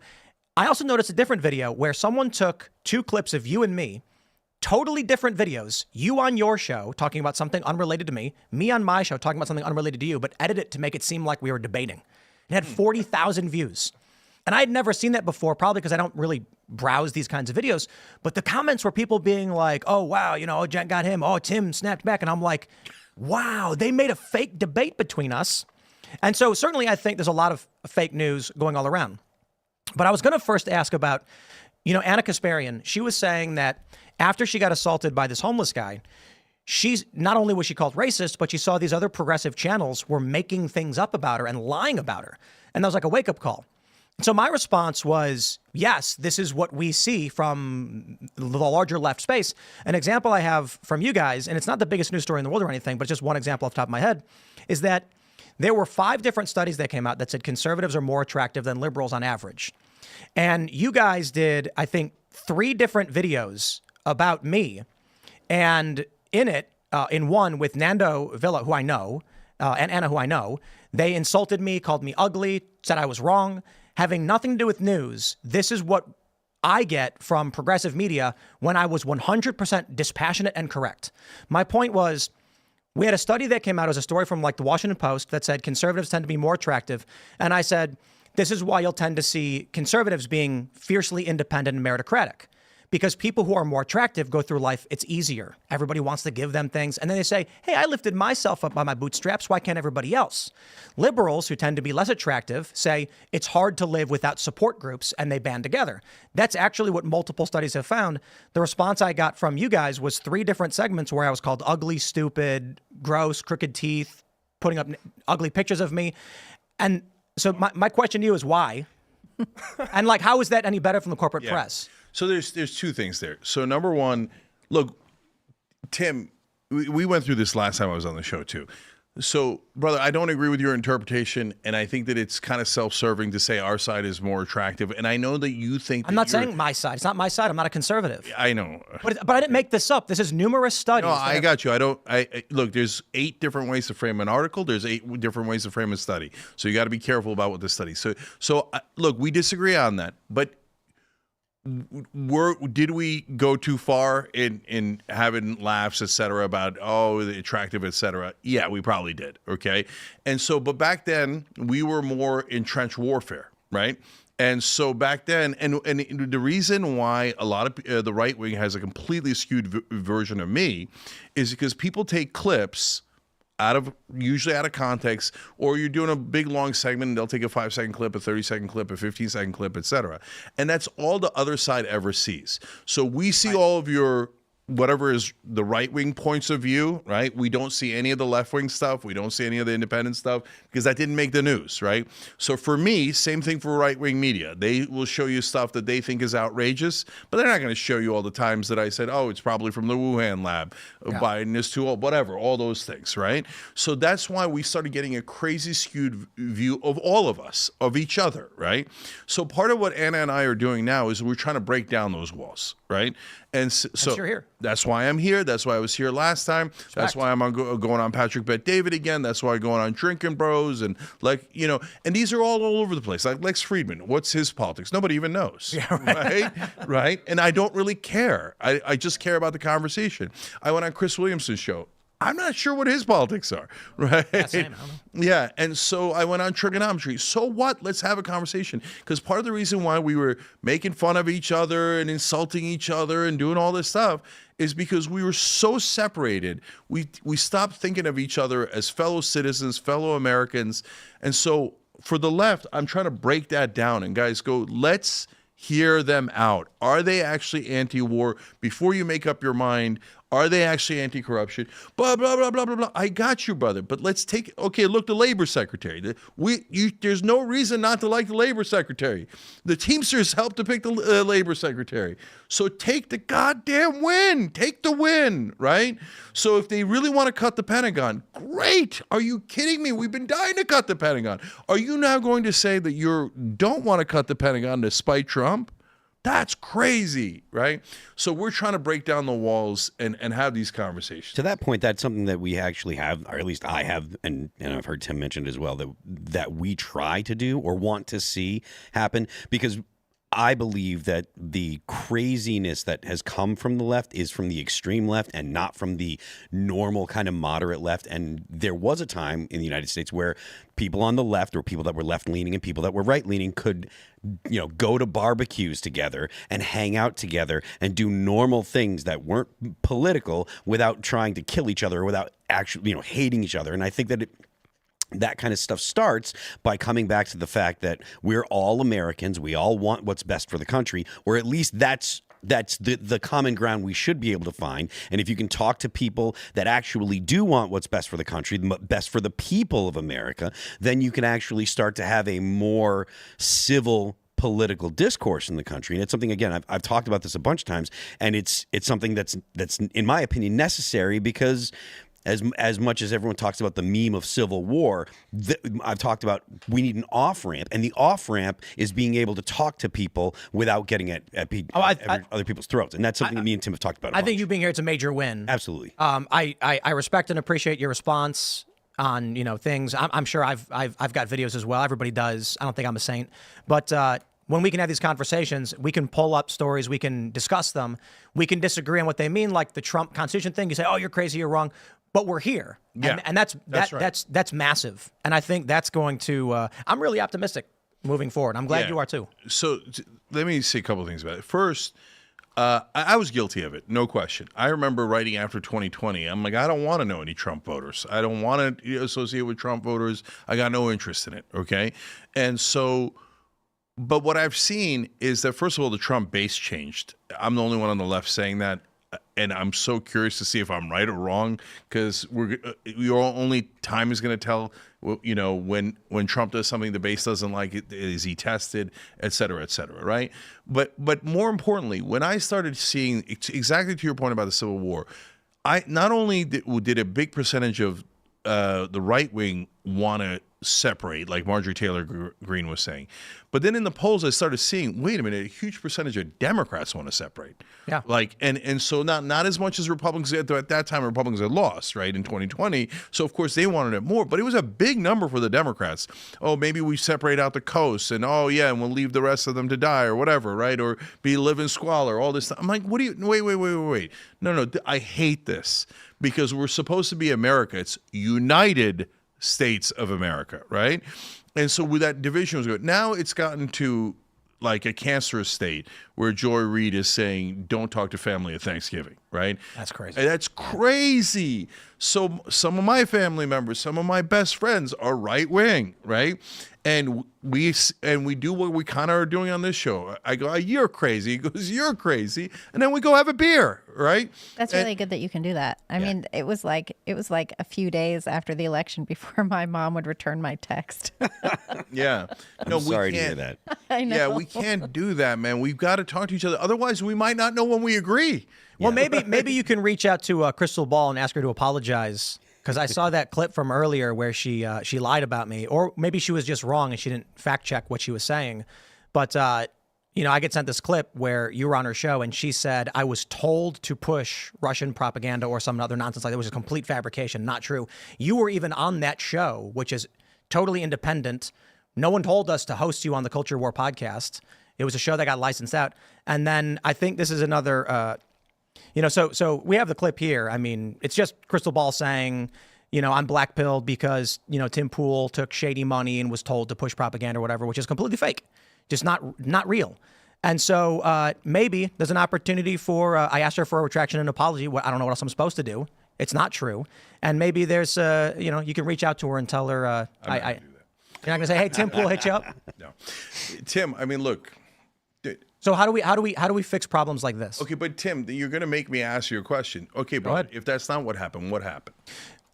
You were on that show, The Culture War, right? It was on one episode. You're on one episode, for sure. We produced it in-house. You came to our studio. Mm-hmm. We reached out to you, asked you to come on the show. Nobody told us to do that. We produce everything. I own the company 100%, and we licensed distribution, not exclusively, to one company that was run out of Tennessee by a prominent conservative podcaster who worked for The Blaze. That's what happened.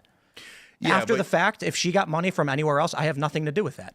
Right. So I But also it did come from the Russians at some point. Allegedly, So right now. you acknowledge that. So No? there's a DOJ indictment alleging that RT employees had funneled money through shell companies to Lauren Chen, which she then used to pay out multiple personalities that she had signed agreements with. I don't know about the agreements of any other people, but the question I asked of Sam Cedar and I ask of you, you have sponsors on the Young Turks? Yeah. Do you ask them where they get their funding from? When a company comes to you and says, hey, we want to license a segment from your show, do you say, hold on, I got to figure out what company is providing the funding? What's your revenue sources? Tim, I would say it depends. If you're a normal sponsor and you had a normal negotiation about CPMs, et cetera, there's no reason to suspect. But we do check a little bit more diligently. But at the same time, we're not like doctrinarian about, like, for example, Polymarket is one of our sponsors. God bless. So some people say, oh, you should, I don't like them. Well, okay, They're getting you don't like 'em. investigated or something's Right. going on. But we don't take money from oil companies. We don't take money from defense contractors. So there's a whole list of people we don't take money from. Yeah, so we do some due diligence, Yeah. right? So, and in that case, and I criticize you for this, Tim. Look, that's a monster number. No, it isn't. Okay, really? How much money do you make per month? So I'm not going to get into how much money we make per month. No, you but I can't will, do that. You no, can't- but you per can't video, do that. per video, to getting $100,000 per video is a monster number. No, it an isn't. outrageously high number. It's absolutely not correct. You make $100,000 regularly per video? So that we do 8 figures on Timcast. A Timcast IRL is an 8-figure per year company. So when we get approached by, I'm trying to be careful because we're currently doing contract negotiations with a bunch of different companies and we have sponsors. We have one sponsor that pays us $100,000. We get, in one instance, we got $50,000 for one ad read. So when we go to contract negotiations and we say, hey, guess what? Timcast IRL is the biggest live show on YouTube primetime. That costs a lot of money. So if you come to Tim Pool and you say, we want to license a show for you, you may say, why would I do it? So this is important. And we're rehashing something that most of my audience already knows. I was negotiating with 3 different companies. We were fielding multiple offers. One of those offers was $30 million. I took a lesser offer with lesser responsibilities. That's it. You also notice, if you look at the indictment, that Dave Rubin and Benny Johnson, independently of me, negotiated comparable contracts. How is that possible? Well, they have agents. Agents negotiate on their behalf.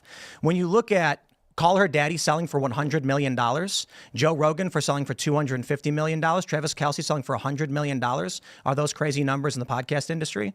So if Tim Pool, who hosts the largest live show, primetime on YouTube, is approached by someone to license a new show, there's going to be a premium rate comparable to any other podcast. Now, that's besides the point.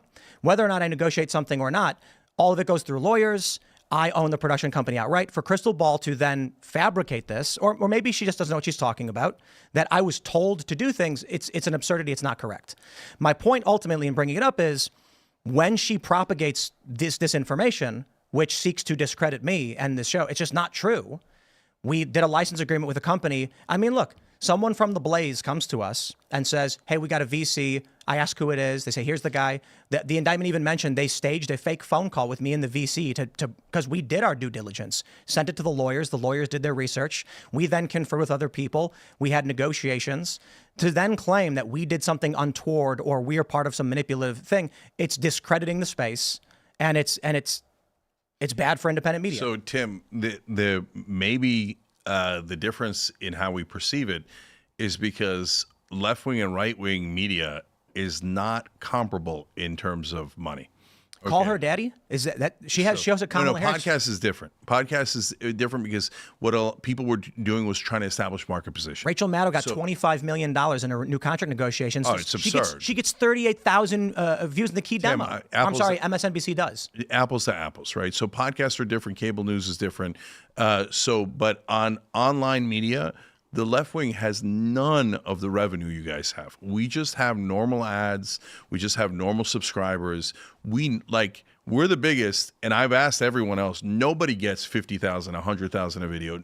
Nobody gets those deals. You're bad at business. No. Do you know who our sponsors are? We have normal mainstream sponsors. We do things like BetterHelp. Yeah, we're definitely not bad at business. Okay, we've been around the longest on the internet, etc.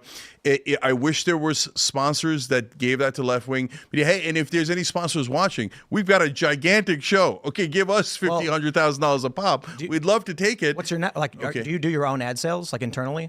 So we're getting into way too much business talk. But I'm telling you, you ask any left-wing person online, and we don't get a fraction of that money, a fraction.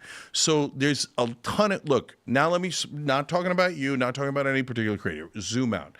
The reason why the right-wing ecosystem generally has way more money is because industry and wealthy people want a right-wing, in the old school ways, the Republican way of thinking, tax cuts, tax cuts, tax cuts, deregulation. There's all these things that corporations want, industry wants, really rich people want. And the left does not give them any of that. But I'm not for those things. Right. I argue. So that's why I'm saying it's divorced from you. Like, I don't know what your situation is. Forget the Russians, but the other sponsors, right? So I don't know why they're giving you, and God bless, take it. Yeah. Okay. I mean, if it's a real sponsor and they're giving you that kind of money, I'm not telling you to say no. I wouldn't say no, right? But on the left, what you guys don't see because you've never experienced is there's none of that. None of that. In the independent left. Yeah, in the independent left. I think if you look at, like I mentioned, Joe Rogan was a Bernie bro. He very much did not want to endorse Trump. And 4 years ago, he got, I think it was a $250 million podcast deal. He was on the left. He repeatedly called for. Yeah, that's not the perception. But again, that's podcast. But Kyle Kalinske posted this viral video where he says, look at all of Joe's progressive and left-wing policies from a few years ago. No, I'm not arguing that Joe. Look, I would never call Joe left-wing. And then I got super frustrated at him for being too right-wing for a while. I still think he's on the whole on the right. Okay. Now, having said all that, his positions are all over the board, right? He's also pro-choice. Yes, you're right that he endorsed Bernie. And why did and the mainstream media can't get it through their head? Why did he endorse Bernie and then Trump? Because it's not left-right, it's populist versus establishment.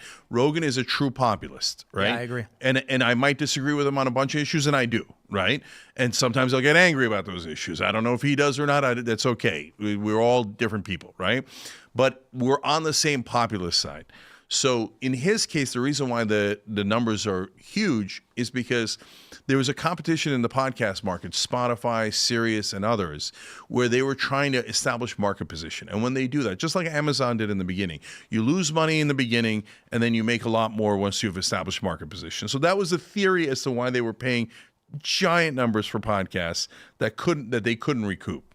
And by the way, most of those deals, they did not recoup. They lost money on most of those deals. So right now we're in what's called upfronts. You know what upfronts? Yeah. Yeah. What I'm hearing, like we've basically got bidding wars going on. The contract. That's why I try to be careful because we do contract negotiations, and we like I've largely just done Cast Brew and we've promoted ourselves, make our own companies, control our own IP. But to sort of advance the conversation, not just keep harping on us, since Donald Trump won, and all of the media has been reporting that this is the podcast presidency. Advertisers are telling us YouTube is the number one space now. Mm-hmm. And so what we're likely going to see into next year is I think you guys are going to break the bank. I think Young Turks will probably skyrocket. The things we're hearing, what's happening now is Rachel Maddow, she's getting paid. She was getting $30 million. Then she gets 25 because they have to pull her salary down. But MSNBC is their latest ratings. I don't know if it was prime time or whatever, was 38,000 in the key demo.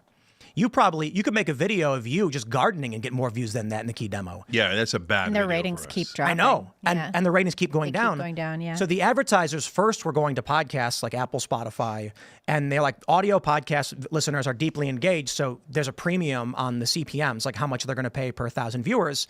And what I'm hearing now from everybody is YouTube has officially taken over. Advertisers have finally realized, YouTube was suppressing podcasts. You know this. They were treating talk shows like garbage, and they were like, we don't want this for our audience. We want video.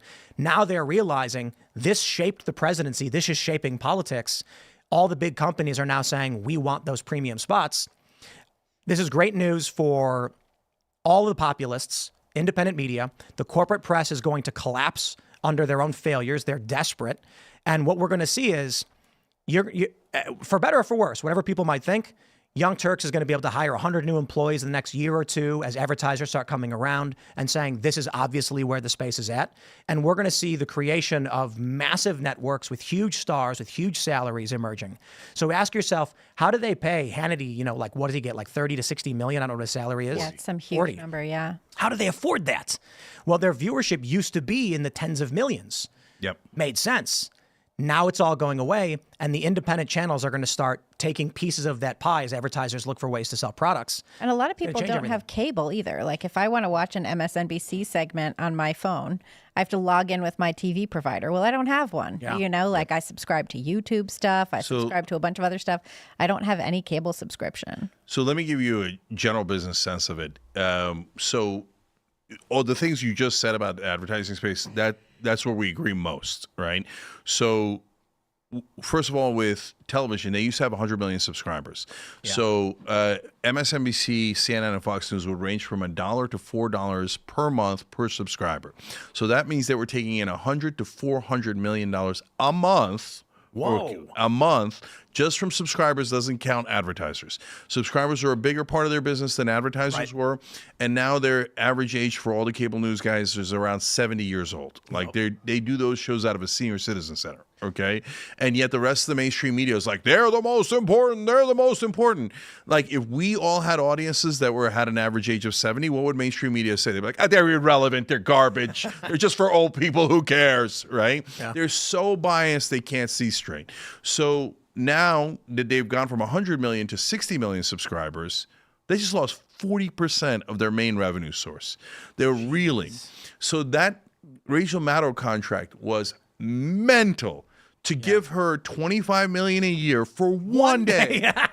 as your ship is sinking and you spun off your company because you know it's going under, right? That is nuts. Yep. So advertisers, generally speaking, are the most conservative people on earth. I don't mean politically, I mean by nature, right? Mm-hmm. So you could show an advertiser, look, here's where all of the audience is, but they say interesting things. Here's the on the other side, there's two people watching. They're both 98. But they will say totally insipid things. Nothing interesting will be said. An advertiser will be like, oh, I'll take the non-interesting one. I'll take the non-interesting one. I don't care if there's no audience. I don't care. No, don't say anything brand unsafe. But now what's interesting with YouTube is with programmatic ads, the rates are going to go up. And when I put on Fox News or CNN or whatever, skateboard commercials come on. So now doesn't even matter. YouTube's going to put the ads where the ads function. And this is YouTube TV. So this is an analog for cable. Yeah, the money's shifting in a big way, and the dam's going to break. That's where I agree with you most. Yep. Cenk, I wanted to pivot to one of the issues that I know you're outspoken about, Israel-Palestine and the war in Gaza. I was looking at a couple of clips of you talking about the issue earlier, and you accused Israel of genocide. I want to know if you still believe that, and if you could elaborate a little bit more on why you believe that. Yeah, 100%. Look. Gaza's a slaughterhouse. 44,000 dead, 104,000 injured, 90% of the people displaced, 85% of the buildings damaged or completely destroyed. Now they're taking a 12 square mile area in the middle of Gaza and saying that's now Israeli land. Okay, well then, was it about self-defense or was it about taking land? So they're starving the people of northern Gaza. The American government acknowledges it. The UN acknowledges it. Every reporter acknowledges it. So they're moving the population down south. When you move a giant population and you starve them and you kill them and on and on and on, that is a genocide. So just because I want to see if you're being, morally consistent with this, do you think the Russians are genociding Ukrainians?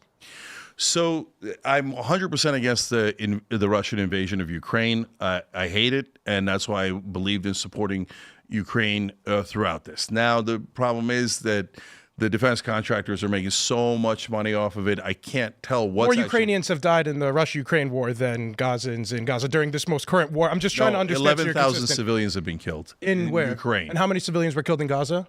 Of the 44,000, at least 3/4 are civilians. How do you know that? Because Hamas doesn't release the numbers. So first of all, 2/3 of them are women and children. Okay, so right there. Okay, so that's a giant number. Second of all, even if you take the IDF numbers, they've moved them from 9,000, 11,000, 12,000. So let's take 12,000. 12,000 to 44,000 is still a giant percentage. There's no genocide in Ukraine. According to your definition. I mean, you can hem and haw, but I'm trying to get to... I think the Russian invasion is horrible, and they took land.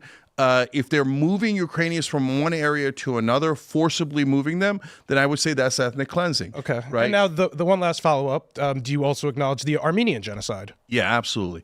And so, in fact, the Armenian genocide is an excellent example of why it's a genocide in Gaza. Well, I mean, more than a million Armenians were killed, so I feel like these aren't like kind at all. And then also the Armenians were completely driven out of their land in Turkey. Like the Palestinians. What? Kind of like the Palestinians. Well, they still exist in Gaza and the West Bank No, and they've in been Israel. driven from North Gaza. Okay, so, brother, look, Armenian genocide, what happens is the Armenians are part of the Ottoman Empire. They rebel. Why do they rebel? Because the Turks are occupying them in a sense. And there's different rules for Christians than there are for Muslims. There's different rules for Armenians than there are for Turks. The empire lasted for 500 years because those rules were not too onerous. But were they different? Of course they were different. Did they want their own country? They do. Okay? So they rebel. When they rebelled, did they kill Turkish civilians? Of course they did. But right? I feel like you're justifying it. No, but I'm not justifying it. I'm doing the exact opposite. Justification. You're saying, oh, well, the Armenians were attacking Turks, and that's what led to them driving the Armenians out? No, you didn't let me finish. I'm saying the exact opposite. So what the Turks said was, well, they hit our civilians. They're terrorists. And you know what? They didn't have a military installation. Of course they didn't, because they're insurgents. So they were hiding among their civilians. So we had to kill their civilians. The Ottoman explanation was nearly identical to the Israeli explanation. They're both genocides, and both are justified by, but they didn't have uniforms on, and we moved them to a more convenient place so they would be safer. It's always the same justification. Srebrenica, same exact thing. Oh, we got to move them. Oh, we got to kill them. We got to starve them. The Kurds were also genocided? So, no, the Kurds are a completely different situation. They're in 3 different countries at a minimum, maybe actually 4 in big numbers, and those countries treat them in different ways. So when Turkey, for example, did not allow them to speak the Kurdish language and had different and oppressive rules, I was against it. Did it qualify as genocide when they targeted to kill them? And then not speaking your own language is not genocide. I think maybe you probably know better than me, but tens of thousands of Kurds were killed and ethnically cleansed in different part of Turkey, and you don't think that qualifies as a genocide? I don't stipulate to those facts at all. I think that that what the Turkish government was doing in setting different rules was wrong, but they changed that. Kurds vote in Turkish elections; they can get elected. Arab Israelis vote in Israeli elections. That's right, in Israel. But in the occupied territories, Gaza, you keep 5.5 million people enslaved, right? 5.5 million people under permanent occupation. For slavery compared to what we did and having this country. I know. Go ahead. You sound exactly like the Turks excusing the Armenian genocide. You sound like the Turks excusing the Kurdish genocide, but I think we have a different segment. Yeah, okay. So now you want to get into random things and pretend you just say, "Oh, I murdered all these Palestinians, but it's okay because I'm beloved Israel." It's not okay. You did murder them. I hate it. I hate all the wars Israel starts. I hate that they make us pay for all their wars. IDF is the most moral army trying their best to protect every civilian. Most moral army. No, it is in with Hamas. It is Hamas's interest to have as many civilians. Nonsense. Cenk, I didn't talk. Please don't talk over me. I let you finish your point. It's within Hamas's interest to have as many civilians killed, so they could. So they made us kill them. Cenk, they made us. So they could. Poor Israelis didn't want to kill them, but we had to slaughter all of them.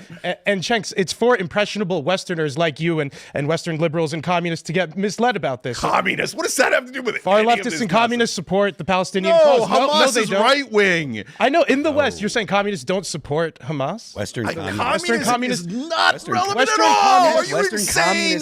Western socialists and communists. You think this is about communism and capitalism? I've been covering Israel grabbing more land. Attack, kill. America pay for it. America pay for it. These are all socialists and communists. So Israel is a terrorist state. It's a rogue state, and I'm sick of my taxpayer dollars going to murder Palestinians because Netanyahu wants to do it. He's a goddamn terrorist. He just randomly wants to murder Palestinians. There's no stipulating factors. Netanyahu is crazy and just want to kill as many civilians as he can. Vicious terrorist. And that's why he's only killed 40, allegedly 40,000. Only killed 44,000. Most of whom are Hamas members. All right, guys. How many Palestinian children do you want to murder? Okay. 15,000 dead kids. Imagine 15,000 They're not 50,000 dead kids. They're not 50,000. Guys, Nobody is claiming 50,000 Everyone dead is kids. wrong except the beloved Israelis. Everyone is lying. You guys don't even agree on the facts of the issue, so No, because he's making up facts. Everyone in the world agrees except Israel. Israel says, no, don't believe any reporters, don't believe any human rights. Everybody in the don't world believe the agrees United that Nations, Israel don't is believe committing anyone, genocide. don't believe in anyone. No, we're the moral army. We only slaughtered 44,000 people. We only slaughtered 15,000. Are they 44,000 innocent Elaad, Palestinians? we're going to go to Super Chats. It's just, why do you think they include Okay, everybody else? whoa. We're going to go to Super Chats. Super chats, yay! Hey, smash that like button, Love subscribe to Super this Chats. channel, share the show with everyone you know. Head over to timcast.com and click join us, because we're going to have believe it or not, an uncensored version of this. It'll be fun, and but we're actually going to take calls from you guys, and I think it'll be a really good conversation. So it will be fun to have you guys as members call in and ask us questions. But for now, we will read your super chats. Let's go. We got YouTube actually deleted a good portion of them, so I apologize. I can't do anything about it. It just crashes all the time. Sarah Hunter says, "Thanks for being on, Cenk. It's awesome to have these conversations." I agree. And there are certainly many disparaging comments as well, but hey, man, we got to open up the doors and we got to do this. So I appreciate it. This is fantastic. Darth Starbucks says Cenk doesn't believe in democracy or the Constitution when it doesn't benefit his side. Nonsense. Show one instance where I said I'm against democracy or against the constitutional. Well, you want to pack the Senate with Democrats. I want to pack the Senate.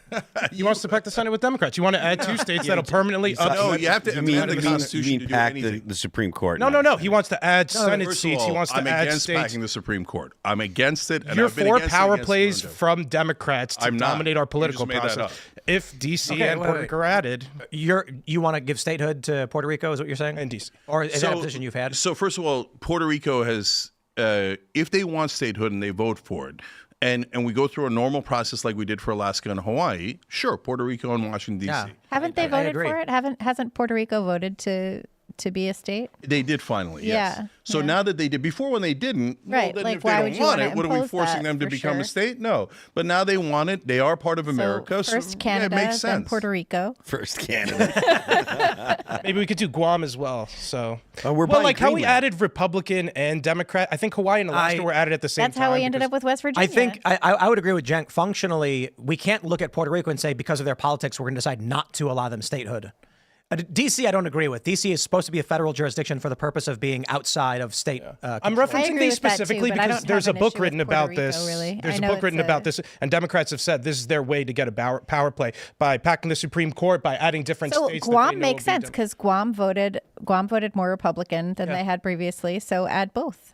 Well, there you one go. and one, and not DC. Expand, See, that's a expand fair the argument. empire. See, Yeah, that's a fair argument. Yeah. Like, so we should have a discussion about that, right? So then you could say, hey, is Guam the same as Puerto Rico? Is it the same as DC? These are good discussions.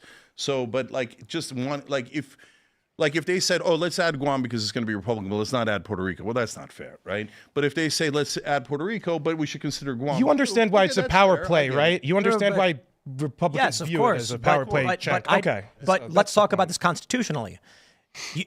I do not believe it's constitutional to say, oh, well, you're a territory. We would give you statehood, but your politics don't align with one group, so we can't do it. If we That start makes no carving sense. out DC, we'll have carve-outs in different states that want to secede from one No another. one's- But it makes- hold on. it does You don't make carve out sense DC. to- The DC was established to so be that the itself. federal government would not be pressured by states.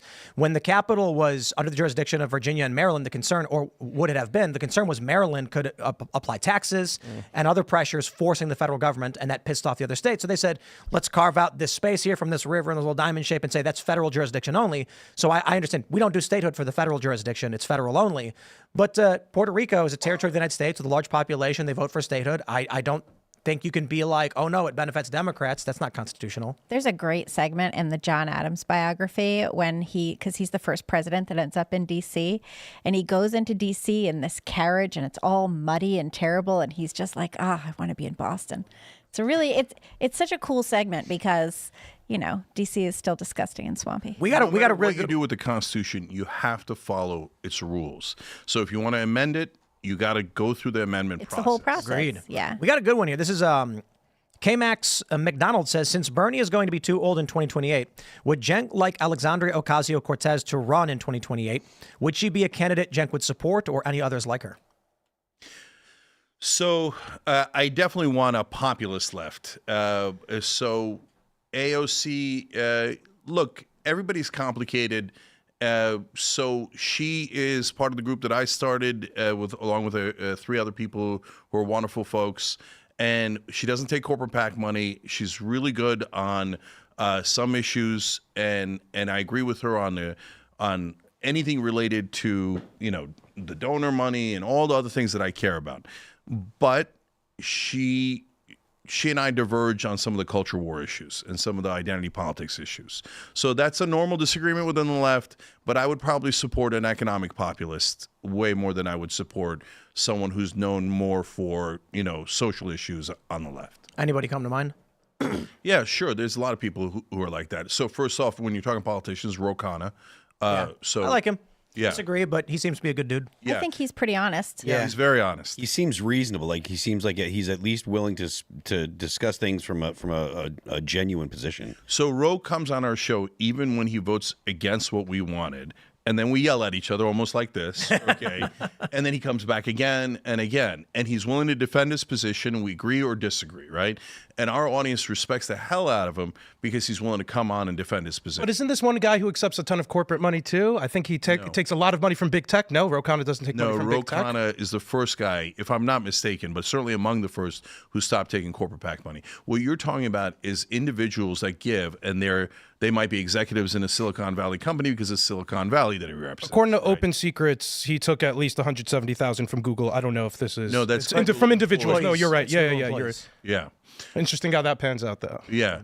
So no, but that makes sense. Like if look, if Joe Manchin takes money from miners in West Virginia, I don't have a problem. If he takes money from a giant mining company and then he serves that mining company, I got a problem. Right. So I'm gonna read this one because it's like they're trying to insult you, but I'm just going to read it. I'm not your Huckleberry says, I used to think Cenk was a bad guy. I now think he's a really good guy with severe mental illness. If he got help, he could be a great help to our country. Well, I appreciate you, brother. So at least I got good intent. I'll take a win. Yeah, right. There you go. Right? So no, seriously, that's actually, I'm glad you read that one because that's a very common thing that I get. They say, you're not such a bad guy, and I agree with you. I disagree with you. I get it, but you have TDS, right? Trump derangement syndrome, right? So let me explain that. So Trump, when he does things and they take it out of context, I hate it, and I think that's Trump derangement syndrome. So, for example, he said bloodbath when he was talking about the auto industry. We come on the Young Turks and we go, he did not say it in a physical way. He did not say it in a violent way. He said it in regards to the car industry. No question about it. Yeah. Everyone else goes, nah, he's calling for blood in the streets and blah, blah, blah. That's Trump derangement syndrome. I agree. Right? He goes to McDonald's and he does that photo op. I think it's a great photo op, right? So, look, I'll bust him on, hey, he doesn't actually support higher minimum wage. He supports the National Restaurant Association, yada, yada. I'll give you the substance of it. But as a photo op, it's a good photo op. And they look at him, they're like, he looked ridiculous. And I'm like, all right, you could do that, but I don't think he looked ridiculous. I mean, the height of Trump derangement syndrome is when he got shot at, right? And then number one, we got Blue Anon that comes out and goes, no, he didn't really get shot at. It's all a conspiracy. He had a razor in his hand or something. Yeah. So, and then and number two is no, he wasn't heroic. Guys, he got shot at. He comes up and he goes, does this, and he goes, fight, fight, fight. If that's not courage, I don't know what courage is, right? So I called him courageous for that. And I called him courageous for that at a moment where I desperately wanted him to lose the election, okay? But we're honest. So we don't have Trump derangement syndrome. What we have is honest disagreements about Trump. But I would argue that, and now I'll trigger a lot of people, I would argue that a lot of the right wing has Trump derangement syndrome in reverse. Like they'll see something that he does that makes no sense, that is not a conservative position, that is not a right wing position, that is not a populist position, and they'll go, if Trump did it, I love it. Bro, remember Kafifi? Yeah, Kofefe. We know what Kofefe was. Trump sausage fingered the phone and accidentally sent gibberish, but there were people genuinely been like, no, he's saying something. He's thank you. That's dude, right. No, he isn't. Yes. He's sausage fingers. He tried to put the phone away. It's sent, and that's it. Wait, let me just I got to say something super important here. What I just saw here is exactly what I'm talking about. That's what I'm going to tell the left wing. And I'm saying, look, guys, I think that if Trump does things that you guys don't agree with, and we might agree or disagree with you guys, right? But if you guys don't agree, you are going to stand up to him. And they think I'm nuts. But here's the distinction, right? A show like this, for instance, we have Ian Crossland on the show periodically. I don't know if you met him. But he hated Trump the whole time, and he only voted for him because RFK Jr. joined the transition team and is not going to be part of the administration. And so that literally was it. Like, he was like, I'm not voting for him. And I was like, RFK Jr. is like, yeah. So he begrudgingly does it. We have Luke Rudkowski come on this show, and he ragged on Trump the whole time throughout his whole administration for foreign policy, drone strikes, commando raids, all of that stuff. We've had Dave Smith on the show. He's a friend of the show. And I like Dave Smith a lot. But the perception from the left is that we are like diehard MAGA cultists. So I will tell you this. You know, we hear... we have varying opinions. Like Elaad is the Bolton bro neocon. I could tell. We get into heated arguments all the time on this foreign policy stuff, but we like having that contrast and that debate. And as I mentioned, Ian, but there are a lot of Trump supporters. I'll give you an example of the tiff I got into with these people. Joe Rogan says on his show several months ago, I think RFK Jr. is the only one that makes sense. And these prominent, high-profile Trump supporters immediately hate Joe Rogan. And then Trump himself truth posts like, oh, he's going to get booed when he goes to UFC. And I'm immediately like, first of all, Joe's my friend, and he did such tremendous things. First of all, helping my career and taking care of us when we got sick. That dude is one of the best people I know in terms of being a good person. So don't smack talk my friends. I'll defend them. But more importantly, why are you declaring war on moderates you're trying to win over? Mm-hmm. So I do think that Trump will probably do something awful, and you're going to see a percentage of his base just say it was 4D chess and it was on purpose. But we're fairly moderate and eclectic. We like him. But, when Trump had a commando raid in Yemen. Do you know the story, the 8-year-old girl who was killed? No, I'm not sure. I do remind me. This stuff, if you want to get my blood boiling, you talk about Obama and the drone strike on Abdulrahman al-Awlaki. Are you familiar with that one? 100%. Oh, dude, I lose my mind every time that comes up. I think Obama should have been arrested for that. I completely agree. And the story there is the Obama administration admitted they did it. They said they were targeting a different terrorist, and oopsie, we blew up a civilian restaurant, a cafe in a country we're not at war with, and we killed a bunch of civilians, including an American. And I'm like, you admitted it? Charge and trial. Let's go. Donald Trump, one of the first things he does when he gets into office is he signs off on a commando raid in Yemen. Now, the difference here is that no one's admitted to any direct wrongdoing, but the family involved say that an 8-year-old girl was killed in that raid that was signed off on Trump's orders. My response there is, I want an investigation. I want evidence. And if Donald Trump did sign off on this, he has criminal culpability for sending commandos into a country we're not at war with, likely at the best of Saudi Arabia, because we do weapons deals with them. And I want to know what happened. So I look at these two and I say, fine, you want to be fair? I think they're both warranting criminal investigation for the death of civilians and war crimes. I got no problem saying that. I say it every single time. There are going to be a lot of people on the right who are going to justify and defend anything Trump does, no matter what he does. Yeah, and the same is true on the left. Like me saying that I thought Obama should have gotten arrested for that. Oh, my God. Heresy. Absolute heresy. Number one heresy you could have. If I ever run for office, if anyone I'm aligned with runs for office, mainstream media is going to smear the living crap out of all of us because you're going to say, oh my God, he went on a right-wing show and he said, oh, I'm getting arrested. Okay, so but why do I say that? And this is the part that they'll cut out of the clip, right? So he did a drone strike on an American citizen, and he did not go through judicial authorization. Yep. Okay. And so then Eric Holder said something absolutely outrageous. Insane. He said due process does not necessarily mean going through the judiciary. The executive branch can decide due process on their own. By the way, here we are being consistent, right? Yeah. I hated it when Trump talked about terminating the Constitution, and I hated it when Obama said due process is not going to a judiciary. That's exactly what due process is. If the executive branch gets to say, I went through a process, I checked with Bob, who works for me, and Bob, who works for me in the executive branch, told me I could murder any American citizen I like. Eric Holder, that Barack Obama himself called his wingman, right? And I want to say this too, because I was wrong about this. Trump did say, I like to take the guns first and go through due process later. Yep. Mm-hmm. So I had first looked into this, and I saw a snippet of Trump saying something after the fact, and I thought that was the original quote. And then I was corrected when we had a guest on the show from the National Gun, I forgot the organization's name, the Gun Rights Association, and I looked into the video, and it's Trump literally saying, nah, you've got these people with guns. I like to take the guns first and then go through the courts, go through due process later, and that's unconstitutional. And so I was wrong about that, and that is a wrong thing for Trump to have advocated for. Yeah, and al-Awlaki, they killed him it's not even clear that he was a terrorist. He was a propagandist. Yeah. Anwar. Right. Yeah. Anwar al-Awlaki. So this is the dad, That's the and they dad. killed his son. Yeah. But then they killed his son. They didn't. And in a different bombing in a completely different place. But wait, they also killed his 8-year-old daughter in a different bombing in No, a that was the completely gunfight. different place. That was the gunfight. Yeah, the He took 8-year-old. a bullet in a gunfight. Yeah, and that was under Trump. Yeah. So 3 different al-Awlaki family members killed, all U.S. citizens, killed in 3 different instances, right?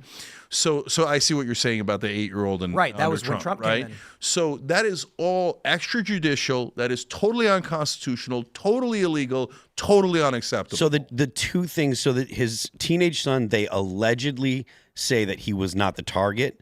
And I don't believe them Yeah, at all. BS. and dude. the daughter that caught a bullet in the gunfight, she was not actually targeted because they were going. Collateral She was damage. she was collateral damage. Now you can say that it's unconscionable. You can say that it's still wrong. You can say that it's still doesn't it doesn't matter. And I wouldn't argue strongly against it, but I just pointed that out for clarity. Oh, yeah, well, I see what you're saying. So that's a good point because they're not targeting a U.S. citizen on purpose, Yes. theoretically. Exactly. Right? At least based on their justification. Yes. Right. Now, just like the Wuhan lab, you killed 3 members of a same family in 3 different places at 3 different times, and you're telling me it was a coincidence.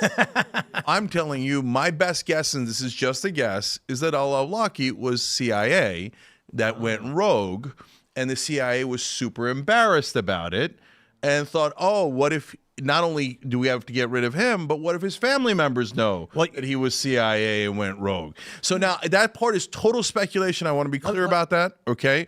So I'm not saying that that's a fact, but it is a fact that they went extrajudicial, outside the On Anwar. Constitution. And by the way, that's part of why establishment media is so hypocritical and so unbearable. Because if Trump does it, they go nuts, and they should, and I agree, right? But when Obama does it, they're like, no, that's fine. And let me add this. My speculation is Anwar al-Awlaki was a jihadi. They say he was a propagandist. He was an American citizen, and I think where was he operating out of? Syria? I could be wrong. And I think they killed him in Yemen. was he in Yemen? Are you sure? I think it was You want to fact check while I'm talking? So possibly CIA. I don't know. Here's what I think. I think they for some reason they wanted to go after him. I think they killed Abdul Rahman, his son, as a statement to anybody who would oppose us. We will kill your children. Yeah, He was killed in 2011 in Yemen by a strike. Yeah.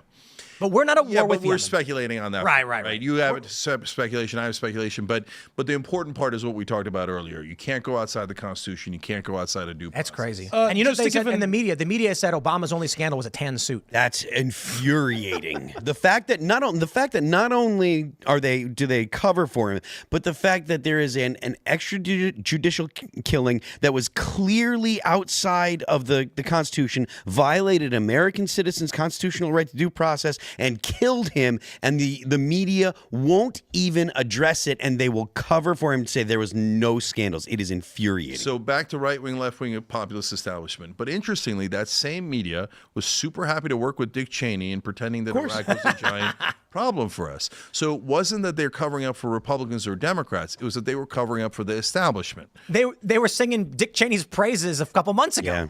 Just to offer a different insane. opinion on Anwar al-Awlaki, he was allegedly a key organizer for al-Qaeda. Yep. And as far as I'm concerned, if you're an enemy of the United States planning with terrorist organizations who have killed Americans before, then you're on a short list for getting murdered, and you should be. That's a terrible idea. No, I think it's a great idea. There's a constitution. The constitution's you could due process. It can't just Okay, be hold on. Let you me just say.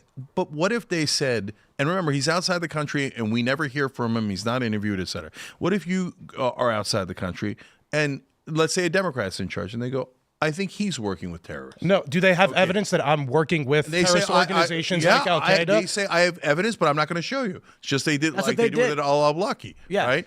I I'm think not there's a gonna little show bit more evidence for his terrorist activities that's why you and gotta go to- organizing that you guys That's why you got to around. go to the courts to show your evidence. I'm not going to take your word for it. I wouldn't take their word for it if they did it to you, and I wouldn't take their word for it if they do. Do you it have to a that problem guy. with the drone striking of Qasem Soleimani as well?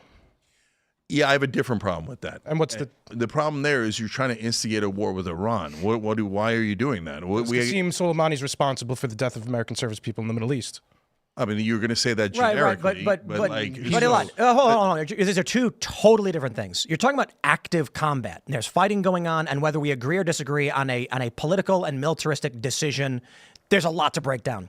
If we're talking about an American citizen is overseas, and Obama says, I don't have to prove to the American people, this person has constitutional rights. And I do think it's absurd in any capacity that the United States would bomb anybody with drone strikes without justification.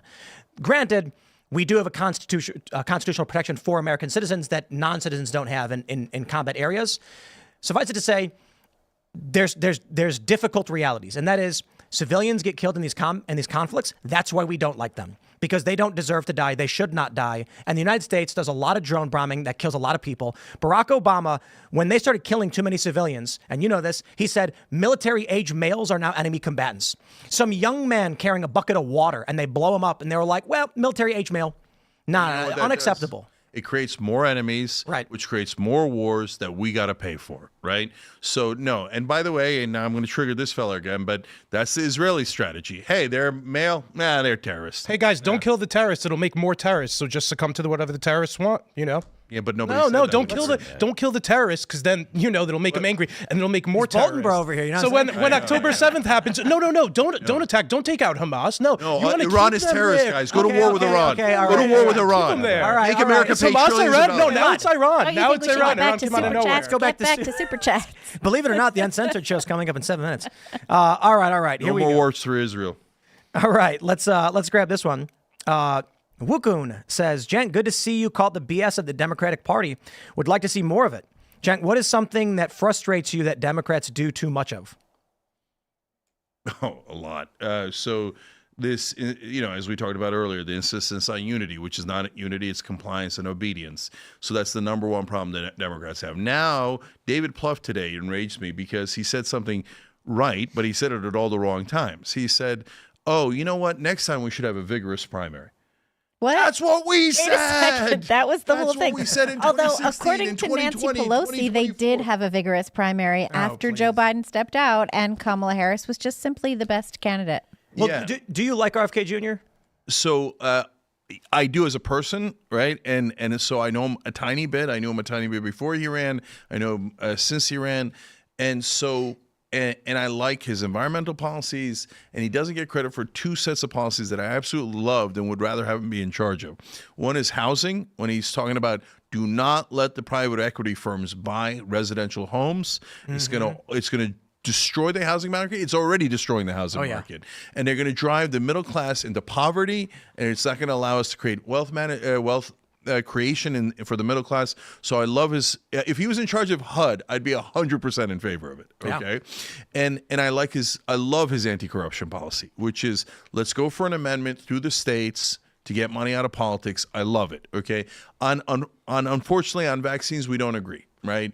But if he won the primary, you'd vote for. If it was a Democratic nominee, it was him versus Trump, you'd vote RFK Jr. Oh, versus Trump. Yeah, that's easy. And the reason I ask is because I think if they had a real primary, RFK Jr. won.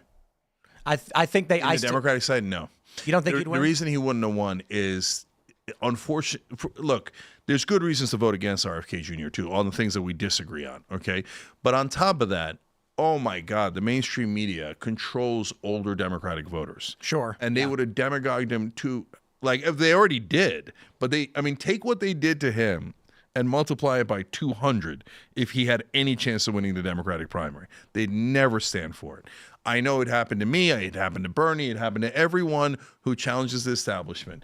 And like, I'm totally on the left, you know, we've gone through all the debates, et cetera, right? And when I ran for Congress, the New York Times, CNN, LA Times all painted me as a right-winger. New York Times said I was anti-Muslim and didn't point out I had a guy's from a Muslim family, right? I'm atheist now, but his family's Muslim, right? What the hell, right? Well, that proves it, actually. Yeah, it sounds very anti-Muslim of you to leave the faith. Yeah. And so, well, the radical fundamentalist Muslims would agree, right? But that wasn't what the New York Times was saying. The New York Times was just lying about me. I brought on, like, we're having this conversation. I brought on David Duke to find out what's driving you. Why are you in favor of Trump? And so, and I called him. They attack you for it. Oh, I called him every name in the book during the interview, because, you know, if you get me worked up, hey, I'm gonna come for you. You're right? kidding.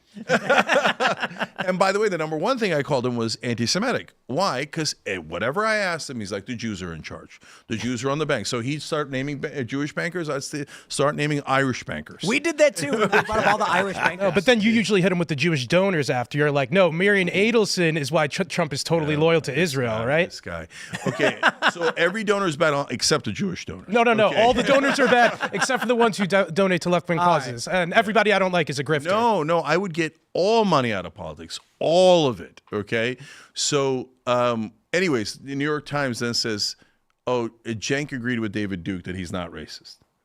Oh, I People were like, remember this. "What the?" Like other journalists were like, "Guys, you got carried away here." I know we like to smear people that are populists, but like, if you watch the interview, he did the exact opposite. So this is as brazen a lie as it gets, and they had to issue a retraction on that one. Oh, the whole thing's filled with lies. So on RFK Jr., you'd have had the dead bears and the whales and the brainworm, and then multiply it by 200. They would have come up with everything in the world against him.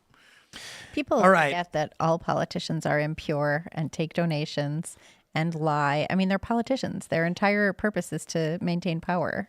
And look, so RFK Jr. had a particularly colorful life. Oh, for sure. Right? So We all read about the bear. Yeah, so that's a target-rich environment to begin with.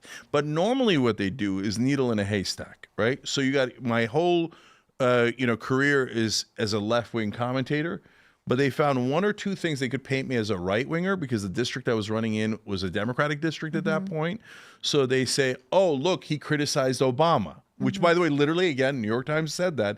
They didn't say that I criticized him from a left-wing perspective. Also, why can't you criticize the president? Exactly. I'm That's like, you're like the New York the point. Times, and you're trying to paint me as a right-winger because I criticized Obama, and you claim you're for freedom and journalism and freedom of the press, Well, et because cetera. they wanted you to do what you were told, right? Yeah, They wanted you to toe the line. Exactly. So they and they'll do it for anyone. And look, so Gates and Hegseth have significant sexual scandals, right? And so did Madison. So that's what I'm getting to. And Madison Cawthorn, right?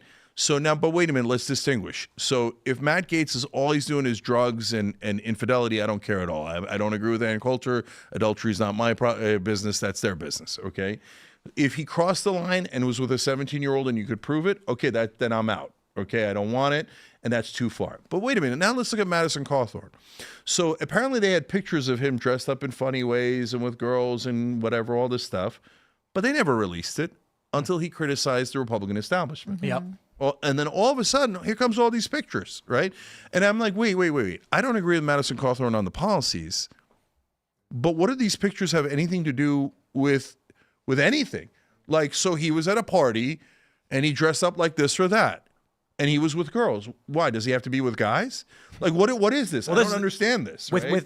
So, like, you have to use your mind. And with Hegseth, on the first allegations, I was like, look, man, on publicly available stuff, it's 50-50. I can't tell, right? But now you're seeing a lot of his people on Fox that worked with him. They're like, a bad guy, right?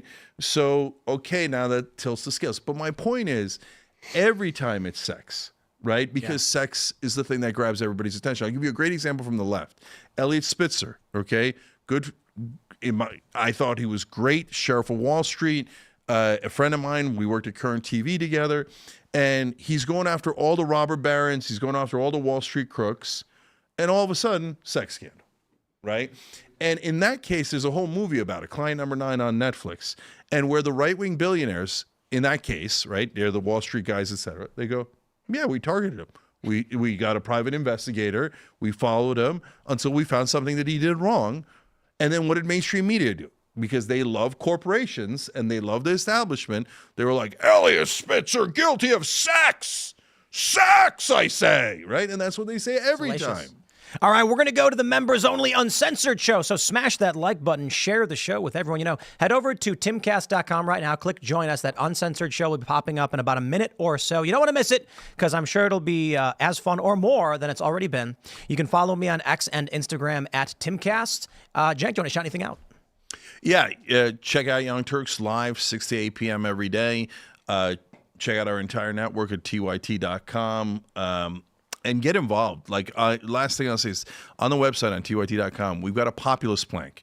It's 6 policies that I think almost all of us agree on. Left-wing populist, right-wing populist. Anti-war, money out of politics, paid family leave, give moms 12 weeks rest after they have a baby, etc., right? So what I'm saying is, if you like those policies, forget the labels. If a Republican does it, I'm voting for the Republican. If a Democrat does it, I'm voting for the Democrat, okay?